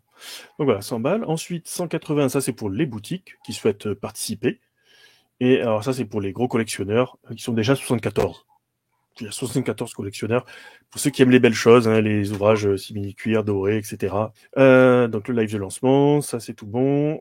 La Elite est de retour. Voilà, ça c'est c'est un petit peu ce dont on a discuté. Les 2 nouveaux suppléments, donc explorer l'histoire occulte de la ville sainte, etc. Donc le périple autour du lac, les fameuses 6 provinces dont tu parlais, et de révéler l'un des secrets les mieux gardés de la ville sainte. Donc tu me disais qu'il n'y avait pas de secret à part sur 12 pages, c'est ça? Non, mais il n'importe quoi chez Black Book. Ah oui, non, c'est. S'il y en a un, il est tout petit, quoi. Ouais, on s'en fout, ça n'a pas d'intérêt. C'est quoi? Ça va être quoi? Ça va être la pointure des chaussures du roi Dieu, mais. Ouais, par exemple, tu as raison. Ils portent des poulaines et on a calculé le rayon de courbure du retour de la poulaine là. Mais ça fait pas un truc très intéressant quand même. Non, mais ce qui est désolant, c'est qu'au niveau marketing, voilà, ils veulent faire vendre, il y a un secret alors qu'il n'y a pas de secret, quoi. Donc. Ils essayent de monter des trucs en épingle pour vendre aux gens. Ça pour vendre, c'est honteux. Et comme disait l'autre, votre manque de foi me consterne. Ouais, quand même. Et puis d'ailleurs, c'était exactement la même chose sur la gamme de base de la Elite. Il n'y avait pas de secret non plus. Attends, je sais. Non, je confirme. Hein. J'ai relu tous les secrets dernièrement et il n'y en a pas. Donc, Non, ça va. Tout est bien planqué dans le texte, t'inquiète. Oui. Donc, c'est pas un des secrets les mieux gardés de la ville. À l'issue de la campagne, des 2 campagnes, la ville ne va pas changer du tout. Enfin, non. Tout sera bien. Oui. On va juste faire, c'est un petit peu le guide du routard, tranquille. Les meilleurs restos, tranquille, quoi. Voilà. Le seul truc qu'on peut dire, c'est qu'il y a un peu des intrigues diplomatiques, quoi. Oui, mais c'est pas des secrets, ça, tu vois. C'est pas. Il y a des rebondissements. Il y a quand même des sacrés rebondissements. Mais un rebondissement, un coup de théâtre, est-ce que c'est un secret? Non. Moi, j'aurais sous-titré le crowdfunding l'Elite Pépère, tu vois. Ouais, la Elite épouse. Ouais, c'est alors, ça aurait été le tien, et moi j'aurais dit la Elite mémère pour le mien. Voilà, Pépère et mémère, voilà. Rien de spectaculaire, rien d'épique. Mon Dieu. La Elite Insta, où tu te balades dans les provinces et tu te prends selfie, cool. Ça va être cool. C'est un concept, ça, tiens. Je vais le déposer tout de suite. Oui. Donc, les nouveaux arrivants à l'honneur, donc c'est ce qu'on disait, hein, les différents ouvrages. Les avantages, les cadeaux, tout ça, hop, je passe. Synopsis des aventures, voilà, ça déjà. Donc les gardiens silencieux. Donc on a un architecte aventureux qui nous embarque sur un petit voyage, justement. Oui, alors c'est évidemment très casse-pied, évidemment, de quand Tony m'a demandé un résumé. Tu peux nous faire un résumé scénario par scénario? Je lui ai dit, bien sûr. Il m'a dit, mais sans spoiler. J'ai dit, donc évidemment, c'est très difficile. Oui, alors, le début, le pitch, on suit un architecte alors, qui a participé, qui a conduit les travaux autour du pont Nîmes Ier. Voilà. Et cet architecte a un petit peu dépassé les délais, donc il est et il va profiter de son temps libre retrouvé pour faire un voyage d'études des grands monuments emblématiques de l'Altanite. Donc les joueurs vont avoir l'occasion de l'accompagner dans ce voyage qui est très tranquille, hein, qui commence par un petit cabotage de quelques jours jusqu'au barrage d'Aziliane, voilà, où on découvre le barrage, ses particularités. Voilà. Et il se passe, à un moment donné, il se passe des choses. C'est-à-dire que voilà, le cabotage ne s'achève pas comme prévu. Et évidemment, je ne peux pas en dire plus, mon pauvre Fred. C'est un peu, ça démarre comme Mort sur le Nil, quoi, tu veux dire. Écoute, j'ai des pressions.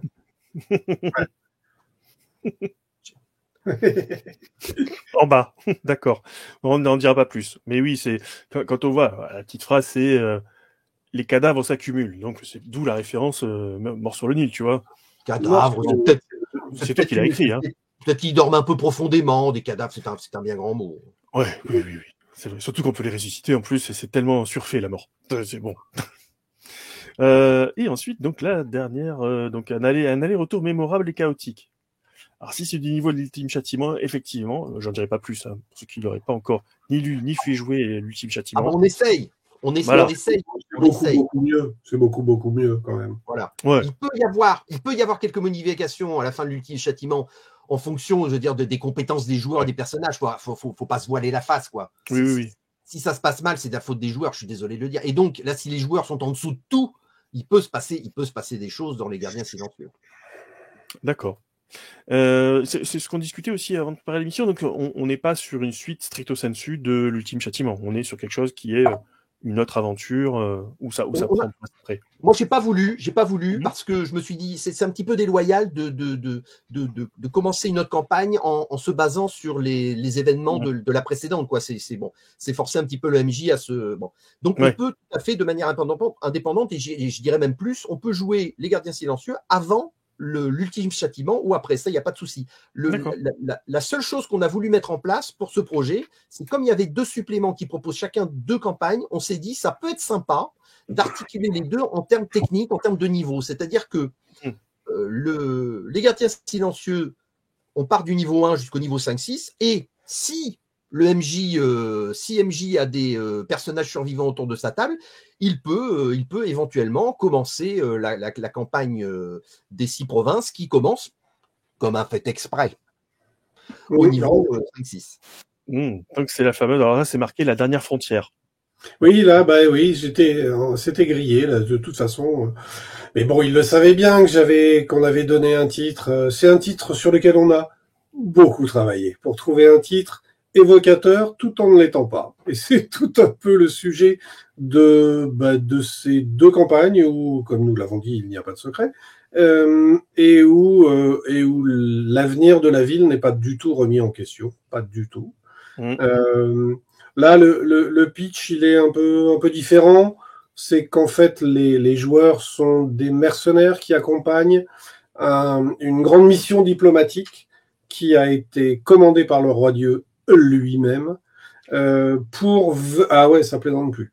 Pour venir installer dans chacune des provinces un bâtiment emblématique qui va permettre de resserrer les liens entre la ville de la Élite et les provinces. Donc, de célébrer l'amitié entre les peuples. Voilà, c'est ça. Donc c'est une mission de l'ONU en fait compte. C'est un principe comme ça. Tu peux passer cette image-là. Elle n'est pas très intéressante. Merci. Oh, une araignée. Et donc voilà. Et en fait, le pitch c'est ça, c'est que il va falloir jongler avec les différentes personnalités des provinces. On n'a pas eu encore l'occasion d'en parler et le temps avance, mais chacune des provinces a vraiment des personnalités très différentes. Et donc, il va falloir passer de l'une à l'autre en essayant à chaque fois de réussir ce challenge de faire en sorte que la mission se passe le mieux possible. Et puis voilà. Et donc, ça va être le travail du MJ, des joueurs, des personnages, des PJ, des PNJ aussi, puisque, bien évidemment, ils vont avoir eux aussi plein de choses à faire qui ne dépendront pas forcément de ce que font les PJ. D'accord, voilà. Il y a des systèmes spécifiques pour les PNJ de ce qu'ils peuvent faire en parallèle de ce que feront les personnages joueurs.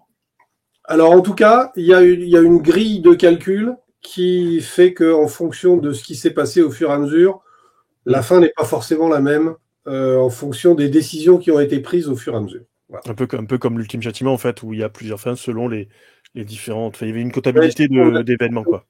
Notre maître à penser, c'est un mec qui s'appelle Alexis Flamand, et donc on a tout pompé sur lui. On a fait le même principe.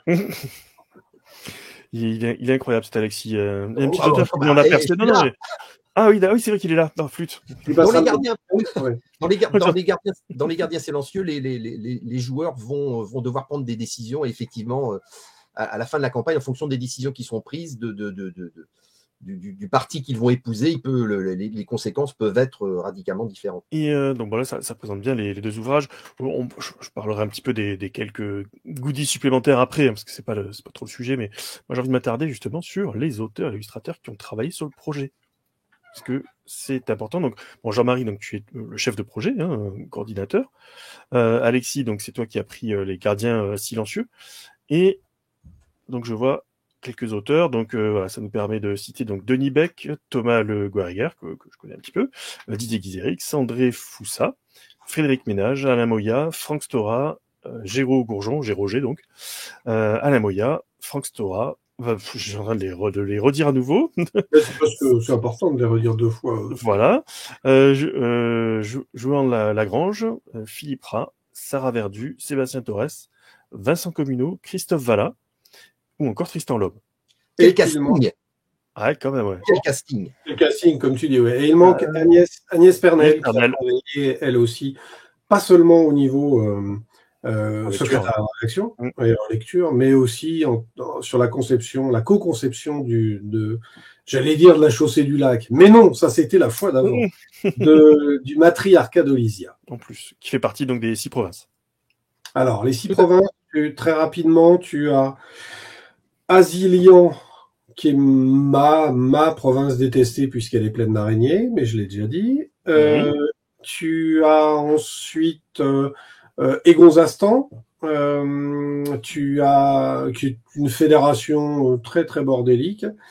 Tu as Agramor, qui est un duché de gens particulièrement racistes et chevaleresques.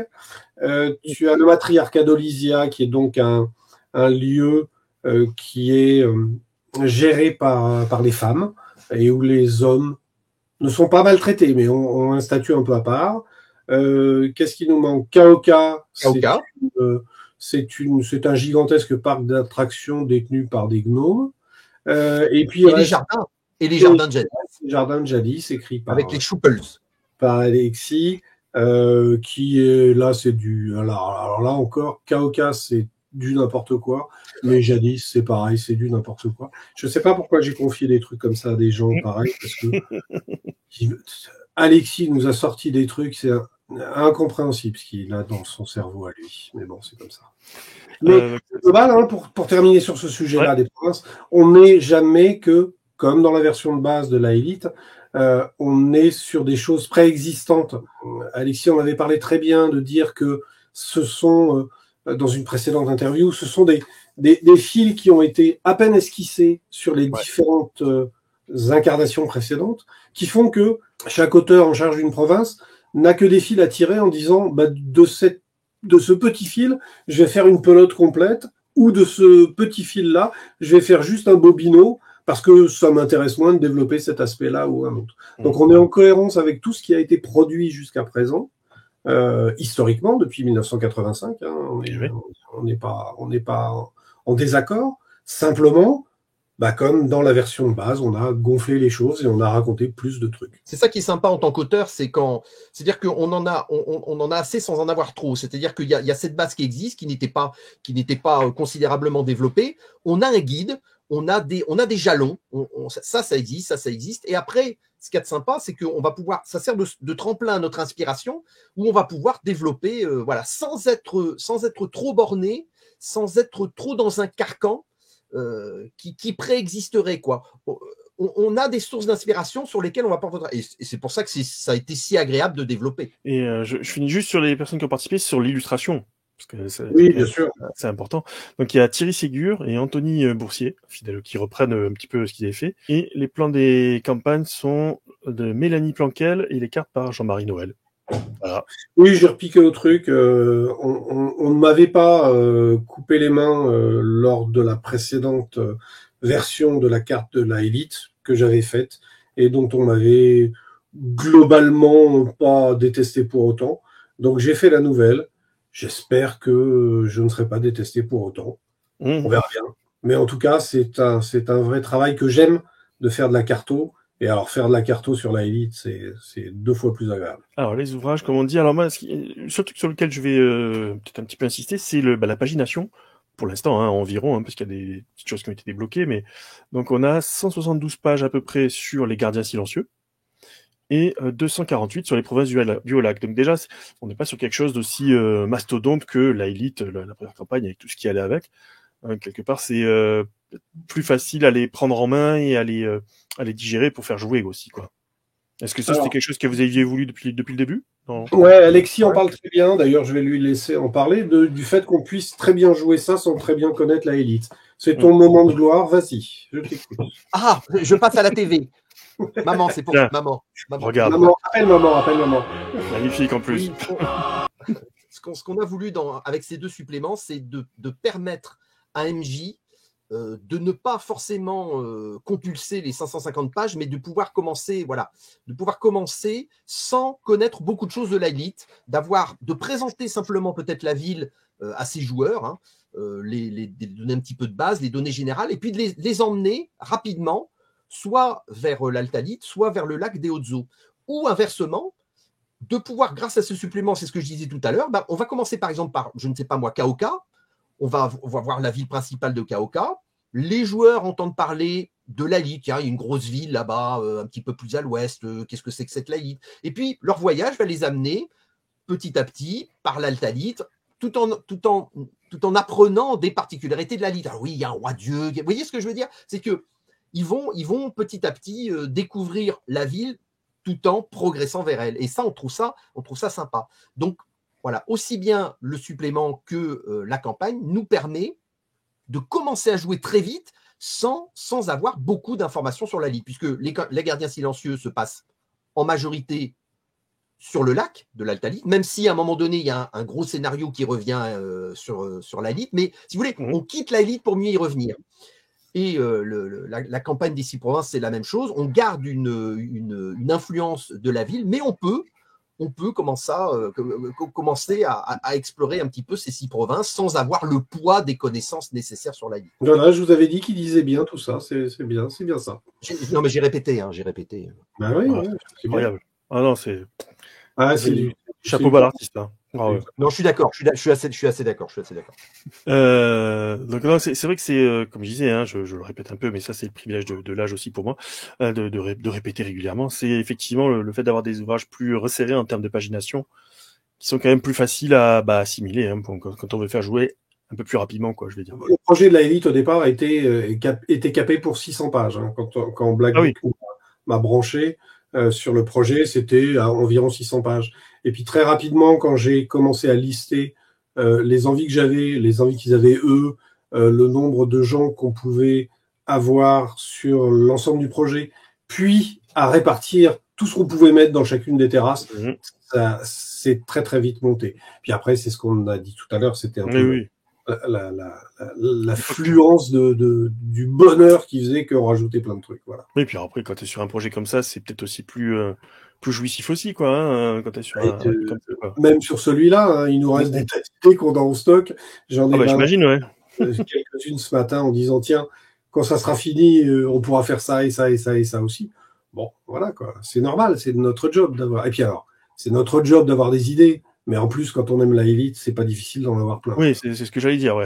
Quand tu es dans un univers que vous balisez au fur et à mesure et que vous appréciez, c'est plus facile d'y revenir. C'est un ouvroir à inspiration. Moi, je dis juste que la campagne des Gardiens Silencieux, en fait, elle va être un petit peu plus, il y a plus de pages que la première, parce que Thomas Bergeron, qui m'avait commandé la première campagne, lorsqu'il m'a proposé de faire une deuxième campagne, je lui ai dit, bon, alors on part sur le même signage. Il m'a dit, oui. Donc là, oh l'erreur. Voilà, donc voilà pourquoi la campagne, est un petit peu plus étendue. Alors du coup, hop, je reviens sur les petites options très rapidement. Hein. Donc vous pouvez vous procurer au format A1, donc c'est-à-dire énorme, la carte des provinces du Haut-Lac. Alors c'était gratuit en early bird les 36 premières heures, donc là c'est passé au moment où on enregistre. Vous avez ensuite un pack de cartes de provinces du Haut-Lac, 18 cartes hein, quand même, comme pas rien. 17 cartes. C'est le même principe qu'on a fait pour la Elite, c'est-à-dire qu'on a une carte générale, on a plusieurs cartes générales qui décrivent des choses différentes, mais par contre, on a, comme sur la Elite, des cartes de quartier. Donc là, on a des cartes de province individuelles, et là aussi, ça raconte d'autres choses qui sont complémentaires. Ouais. Donc comme on disait, hein, là, on n'est pas dans le truc obligatoire, c'est vraiment si vous avez envie d'avoir quelque chose qui soit bien préparé et tout, vous pouvez vous procurer en plus. Donc les tours AD officiels, bon, ça... Voilà, c'est pas ma cam, mais ça, c'est personnel. Ceux qui aiment les prendront tout de suite. Et en plus, en collector. Hein. J'ai vu que c'était 50 exemplaires. En plus, ça, il est bien dit. Ouais. Donc, voilà. On n'en aura pas. Non. Oui, en plus, ouais. Mais j'ai vu Steve aussi, enfin, Marc, c'était Marc aussi qui râlait parce que même lui, il en voulait et non. C'est incroyable. Il y en a trop peu. Et elle coûte cher à fabriquer, j'imagine. Donc, voilà, donc nous, on n'en aura pas. Alors moi, j'essaierai peut-être de dealer avec Répliquant parce que je les connais un peu, mais j'ai aucune chance à mon avis.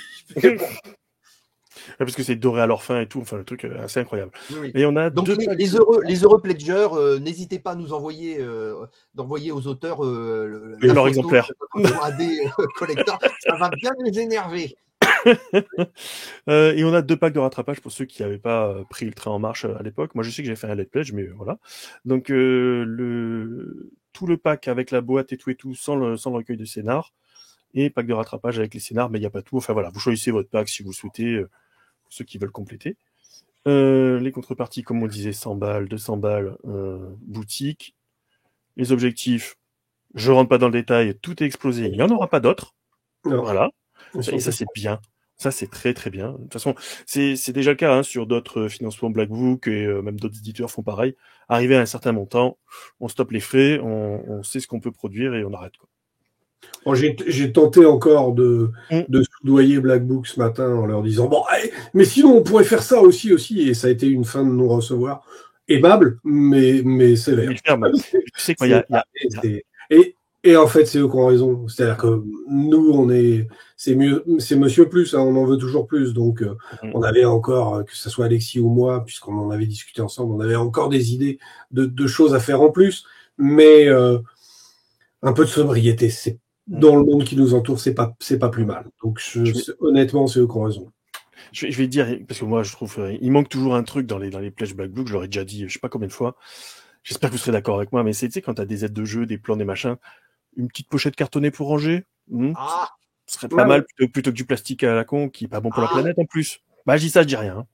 Mais c'est pas la première fois que je dis que ce serait pas mal, quoi. Ouais, quand même. Oui. Ouais, c'est pas con. Ouais. En plus, tu la sigles avec la belle illustration et tout. Ça évite de traîner et puis on est tous heureux, quoi. Je suis heureux. Ouais. Les auteurs sont heureux. Tu vois, les créateurs sont heureux. Hein, Tony, Black Book, hein, vous nous écoutez, tout ça. On dit ça, on dit rien. Hein. C'est trop tard, de toute façon. Oui, non, je sais, mais c'est vrai que c'est des trucs qui manquent. Bon, ça, petit personnel. Donc, les différentes options, etc. Je passe rapidement. La petite FAQ, allez voir les commentaires, les différents produits. Hop là, si vous voulez les voir en plus joli, c'est là. C'est vrai que les 2 couvertures, est-ce que je peux cliquer dessus? Normalement, oui. Non. Enfin, si, tu peux les voir en plus grand, mais voilà. On ne voit pas l'intérieur, hein, ça c'est sûr. Non, ça alors. Hop, bah du coup, voilà. On enlève la page du financement. Une petite question sur la partie production, justement, puisqu'on est toujours dans le financement. Donc je devine que ça va faire un petit moment que vous travaillez sur ces 2 suppléments, plus ce qui va rester après pour d'éventuels autres suppléments. Ça fait à peu près combien de temps que vous travaillez dessus? Comment ça s'est mis en route, tout ça? J'ai regardé ce matin, puisque tu m'en avais parlé. J'ai regardé ce matin, pour pas dire de conneries. Le tout début du projet, c'est janvier 2021. C'est donc là, à ce moment-là, que on se met d'accord avec Black Book, eux et moi, pour qu'on en fasse un truc.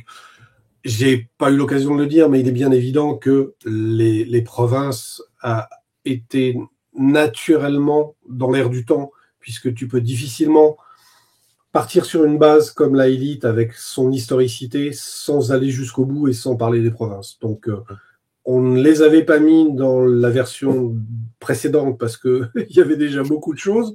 Et donc, on avait toujours eu en tête de dire qu'on ferait quelque chose si ça marchait bien sur les provinces. Donc, en janvier 2021, on s'est mis au point. La livraison. Après, il y a tout le travail que j'évoquais tout à l'heure de mise en place, de machin, sachant que c'est un peu moins compliqué parce qu'il y a moins de texte, il y a moins de pages, il y a moins d'items différents à gérer. Et puis, il y a moins d'auteurs, il y a moins de tout ça. Donc, au niveau texte, ça a quand même mis jusqu'en, je parle livraison définitive, novembre 2022. Donc, il y a pratiquement 2 ans de travail. Alors, avec des trous et des bosses et des trous, mais il y a pratiquement 2 ans de boulot pour... alors, c'était bien pire pour la version précédente. Hein. Pour la version de la gamme de base, c'est avril 2016, livraison... 2020 Non, avant. 2019, je pense. Donc là, on est sur 2 ans de gestion de texte. Et puis après... tout 2023, c'est les illustrations. C'est le travail d'illustration, de plans, de cartes, etc., etc. Voilà un peu le timing sur un bébé comme ça. Ça vous donne une idée un peu, non pas de l'énergie que ça prend, parce qu'il y a des gens comme Alexis qui foutent rien, il faut mais enfin bon, c'est comme ça. Ouais, il y a des, il y a des moments d'énergie et des moments où c'est un peu plus calme, parce que les relectures, c'est compliqué aussi. Ces notions de cohérence, c'est quelque chose qui est vraiment important. Donc, se replonger sur un texte en se disant, il y a 3 mois, j'ai vu passer ça sur telle autre province, est-ce qu'on est bien raccord? Les campagnes nous ont pris beaucoup de temps. Enfin, la mienne, en tout cas. Je dis la mienne, c'est pas la mienne. Ah si, oui, ça, j'ai oublié de dire ça, c'est important quand même. J'étais un peu moins à l'aise sur les 6 provinces que je ne l'étais sur la ville de la Élite, que je maîtrisais bien. Les provinces, je les trouvais un peu décousues, un peu fait du prince. Chacun avait fait la sienne. Et j'avais du mal à trouver une cohérence. C'est pour ça que quand on a commencé à travailler sur cette idée-là, je me suis fait accompagner par 3 petits amis talentueux, à savoir l'autre andouille, là, à côté de moi. L'autre qui branle rien. Lui qui branle rien. Ça c'est fait. Posé en premier, d'ailleurs. Je sais pas pourquoi. Frédéric Ménage, qui est un vieil ami avec qui j'ai beaucoup joué, à Hurlement, à plein de choses. Et Tom Le Gohareguer, qui est arrivé sur la campagne, enfin sur la version précédente, et qui est un grand connaisseur de la Élite. Et donc je me suis appuyé sur ces 3 piliers pour réussir à monter un truc qui me convenait, parce que j'étais pas sûr de réussir à faire quelque chose de bien. Et donc l'ossature de tout ça, c'est monté avec ces 3 gugus, et on verra le résultat, on verra ce qu'en disent les gens, mais je crois, nous, on n'est pas mécontents en tout cas du résultat. Nous, on est content. On est content de la façon dont le projet a avancé. On est content de la manière dont on a travaillé ensemble. Voilà, on s'entend bien, on se complémente, on s'écoute. On n'est pas là pour tirer l'altalite à soi. Donc c'est une joli. Merci. C'est une belle osmose entre passionnés. Juste pour info, au niveau travail sur la campagne, que ce soit Gardien silencieux ou Ultime Châtiment, c'est à peu près un mois et demi d'écriture par scénario. Voilà. Donc voilà, c'est une écriture qui s'étale sur à peu près 6 à 8 mois. Comme quoi, il travaille vite, même s'il fout rien, il travaille vite quand même. Ouais, c'est beau, hein, sachant qu'en plus, monsieur commet des fois des textes pour Guillaume Tavernier, hein, donc. Parce que je surveille ce qui se passe, tu vois. Ah bah oui, voilà. Ah oui. Voilà, on s'entend. Alors à Guillaume, bien sûr, oui. Non, mais je suis un ogre, hein, c'est ce que je dis régulièrement. Je dis, mais à la fin, donnez-moi à manger. Oui, bien sûr, des projets avec Guillaume. Là, oui. Puis avec la loutre rôliste avec Stoker aussi, il y a oui. Un recueil de scénarios. Voilà. Les zones, oui. Ouais. Mais il faut. On s'ennuie sinon. Donc. Écoute, du côté Black Book, donc quand le financement va se terminer donc lundi, donc qu'est-ce qui reste mardi, oui, pardon. Qu'est-ce qui reste à faire maintenant? Ça va être surtout de finaliser les illustrations, maqueter, produire et envoyer, quoi, plus ou moins. Alors, écriture bouclée, illustration à mon goût bouclée aussi. Je pense qu'il reste plus rien, je crois pas. Secrétariat de rédaction, relecture, tout ça, il en reste un peu chez Alexis, sur les provinces, c'est fini. Donc, il va rester un peu de statification, c'est comme ça qu'on dit? Un peu de stats à faire. Ouais. Un peu de stats à faire sur les 2 campagnes. C'est en cours. C'est pas fini, mais c'est en cours. Donc, après, il y a la maquette. La maquette cet été, hein, c'est ça? Ouais, d'après ce que m'a dit Black Book, c'est cet été. Donc, après, il y a la file de production, l'envoi la relecture finale des auteurs. Et puis après, il y a la mise en production, la réception, la livraison. Donc, la vie rêvée des anges ferait que nous serions autour du sapin, et je le dis avec plaisir puisque je m'appelle Noël de mon nom de famille. Donc, si ça pouvait être autour du sapin, ça serait vraiment très bien. Encore du placement de produits. Voilà. Mais c'est pas garanti parce qu'on sait pas ce qui peut se produire. Le monde bouge tellement vite qu'on sait pas. mais l'objectif c'est celui-là. Donc la consigne est de dire hiver 2024-2025. Donc c'est qui est un délai qui, en ce qui me concerne, me paraît complètement tenable. Hein. Hiver 2024-2025, oui. Et puis Black Book ne se serait pas amusé à annoncer ça s'ils n'avaient pas les cartouches pour. Donc, ouais, parce que maintenant, tout ça est beaucoup mieux calé qu'avant, quoi. Les projets sont plus resserrés, ils s'enchaînent mieux les uns derrière les autres, parce qu'il ne faut pas oublier que quand vous avez 40 produits à sortir, et à mettre en carton, et à choisir que chez machin, il faut celui-là et celui-là, mais pas celui-là. Toute cette logistique-là est un truc énorme, quoi. Donc, quand on a des projets plus resserrés, la file d'impression est moins longue, le cartonnage, toutes ces choses-là sont plus rapides, et puis derrière, ça tourne mieux. Donc, moi, j'ai bon espoir aussi que ça soit pour Noël. Après, Black Book, et ils ont raison, ne s'engage pas sur une date fixe. Voilà, on fera au mieux. Ouais, de moins en moins, hein, parce qu'il n'y a pas que Black Book, il y a aussi les Amis des 12 singes, et puis d'autres aussi qui maintenant te fixent soit des trimestres, soit des semestres. C'est ça. C'est assez large et être sûr que, comme tu dis, s'il y a un pépin à un moment donné, tu as le temps de te retourner plus facilement. Quand tu as un porte-container qui se coince à l'intérieur du canal de Suez, forcément, un pont qui tombe avec un bateau, avec un porte-container aussi, tout ça fait que ça tient à rien, mais selon la belle, il suffit d'un battement d'aile de papillon, et puis voilà. Et donc, on rappelle que, comme tu vois, j'aime bien les petits extraits qui servent à rien, mais qui font toujours rigoler. Donc, on est bien d'accord que la Elite, c'est un truc qui se joue, contrairement à ce que dit ce monsieur. Sa place, c'est dans un musée. Ah non, justement. Oui, sa place n'est pas du tout dans un musée. Donc, la Elite... de musée, mais pas plus. Ouais. Non, la Elite est fait pour... Ah bah... voilà, c'est magnifique.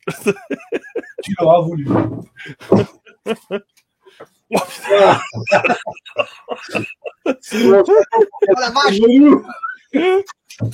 C'est mon chapeau pour Capitaine Vaudou. Voilà. Ah oui, effectivement.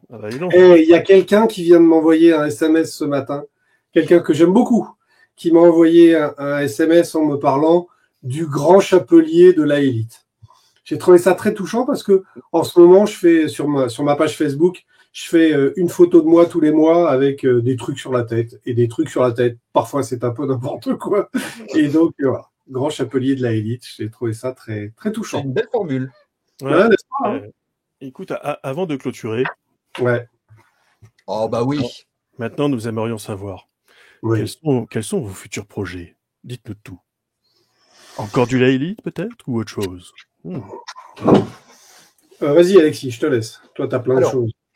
Moi, il se trouve que comme je le disais en début d'émission, il y a deux gros projets. Il y a un gros roman, un one-shot science-fiction, un planète opéra with a twist, qui est dans les tuyaux chez Léa, qui est 1 million de signes. Hein, donc c'est un gros one-shot.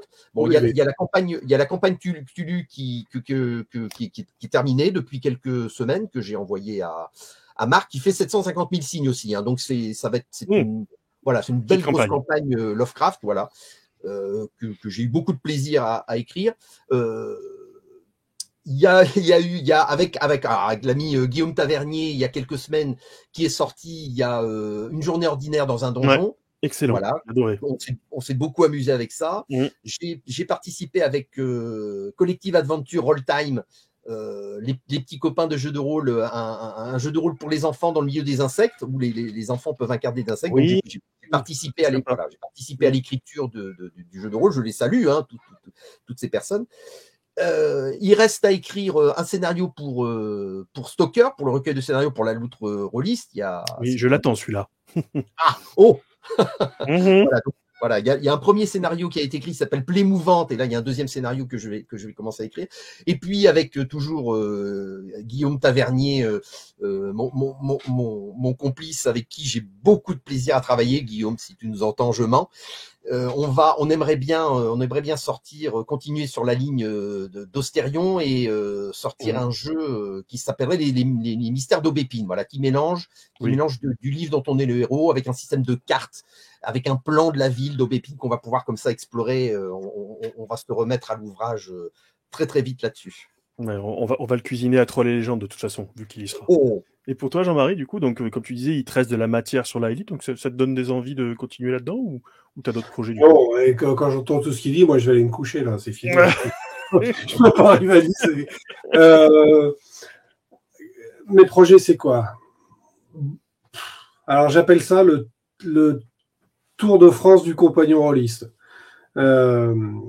J'aimerais, c'est un vœu pieux, hein, je te le cache pas, j'aimerais pouvoir faire tourner la Elite en province, parce que je la fais quand même beaucoup jouer sur Paris ou en région parisienne, avec moins de succès en province. Parce que forcément, c'est plus loin, c'est plus compliqué à mettre en place, faut dormir quelque part, faut payer des péages, tout ça. Tout ça fait que, même si tu prends du Blablacar, c'est des investissements un peu, c'est du temps, et c'est ça. Pour moi, malheureusement, ça n'obtient pas le succès que j'espérais. Néanmoins, ça m'empêche pas de continuer à faire plein de trucs en MJ Pro, et c'est mon projet principal. C'est-à-dire que là, je vais à Kaisersberg, enfin, depuis le temps que je drague Kaisersberg pour qu'il m'invite. Merci les poussins, ça y est, cette année j'y vais, je suis super heureux. C'est très très cool. Ouais, donc, Octogone, en septembre-octobre, je sais pas encore. Par contre, je vais à un festival à Vichy. Donc voilà, je fais des conventions comme ça, je montre ce que je sais faire et puis je fais jouer principalement la Elite. C'est ma principale occupation. Après, sur la Elite elle-même, oui, j'ai toujours des envies. On en a parlé avec Alexis aussi. On a encore des choses sous le coude. Après, va falloir déjà attendre que tout ça soit sorti. Oui, bien sûr. Une fois que tout ça sera sorti, on verra l'envie que peut en avoir Black Book. Et puis après, à voir si ça peut se faire ou ne pas se faire, dans quel délai, dans quelles conditions, si tout le monde est toujours en forme, toujours partant, et remonter une équipe, recommencer, bon, c'est envisageable. Pour le moment, je n'ai rien de concret sur tout ça, à part mes petits délires de MJ Pro à faire jouer soit du Laelite, soit du Capitaine Vaudou, soit du Cthulhu, mais plus rarement. Parce qu'en fait, autant j'aime beaucoup Cthulhu à jouer avec mes amis ou ma famille, autant en initiation, c'est plus compliqué parce que faire monter la sauce, c'est plus difficile. Les gens sont plus à la déconne ou plus à la découverte. Et donc, mettre un truc un peu inquiétant, le succès n'est pas garanti à chaque fois. Donc, je fais très attention à proposer ce genre de jeu à des gens que j'ai cerné comme étant capables d'apprécier le côté, pas forcément horrifique, mais en tout cas un peu inquiétant. Ok, bah ça fait pas mal de choses. On arrive tout doucement, mais sûrement vers la fin de cet entretien. Donc avant de clôturer, à nouveau, un énorme merci, puisque je vous avoue que je n'ai pas vu le temps passer. Mais merci à toi, Fred. J'espère que ceux qui nous regardent auront été plus loin que 30 minutes. Moi, j'aurais pas pu. Non, mais ils ont l'habitude maintenant, hein, ça y est. Hein. Ah ouais, avec vous, ils ont l'habitude. Oui. Ouais, on les a dressés en fait. Ils savent que en fait, oui, c'est minimum 1h30 le tarif chez nous. Donc ouais. voilà. Bah, quand tu vois les deux campagnes que tu as invités, il faut pas t'attendre à ce que ça soit rapide. Hein. Non, mais c'est bien. Et Alexis certainement, probablement, comme étant quelqu'un qui parle beaucoup, voire beaucoup trop. Mais bon, mais là, on est dans la durée moyenne d'une émission indécente, donc on est bien, on est heureux. Eh bien, écoute, voilà. C'était très sympa. Merci beaucoup de ton invitation. Et puis, merci à ceux qui nous ont regardés jusqu'au bout. Ouais, oui. Aussi. Quel courage. On va se quitter sur ces bons mots. Alors, merci pour ces bons mots. Non, c'était un vrai plaisir de vous écouter, d'échanger avec vous. On aura l'occasion de toute façon de se croiser en salon festival et de continuer le petit délire, voilà, qui va bien. Tout à fait. Et puis, comme dirait l'autre, une petite référence spécifique pour notre génération. Au revoir.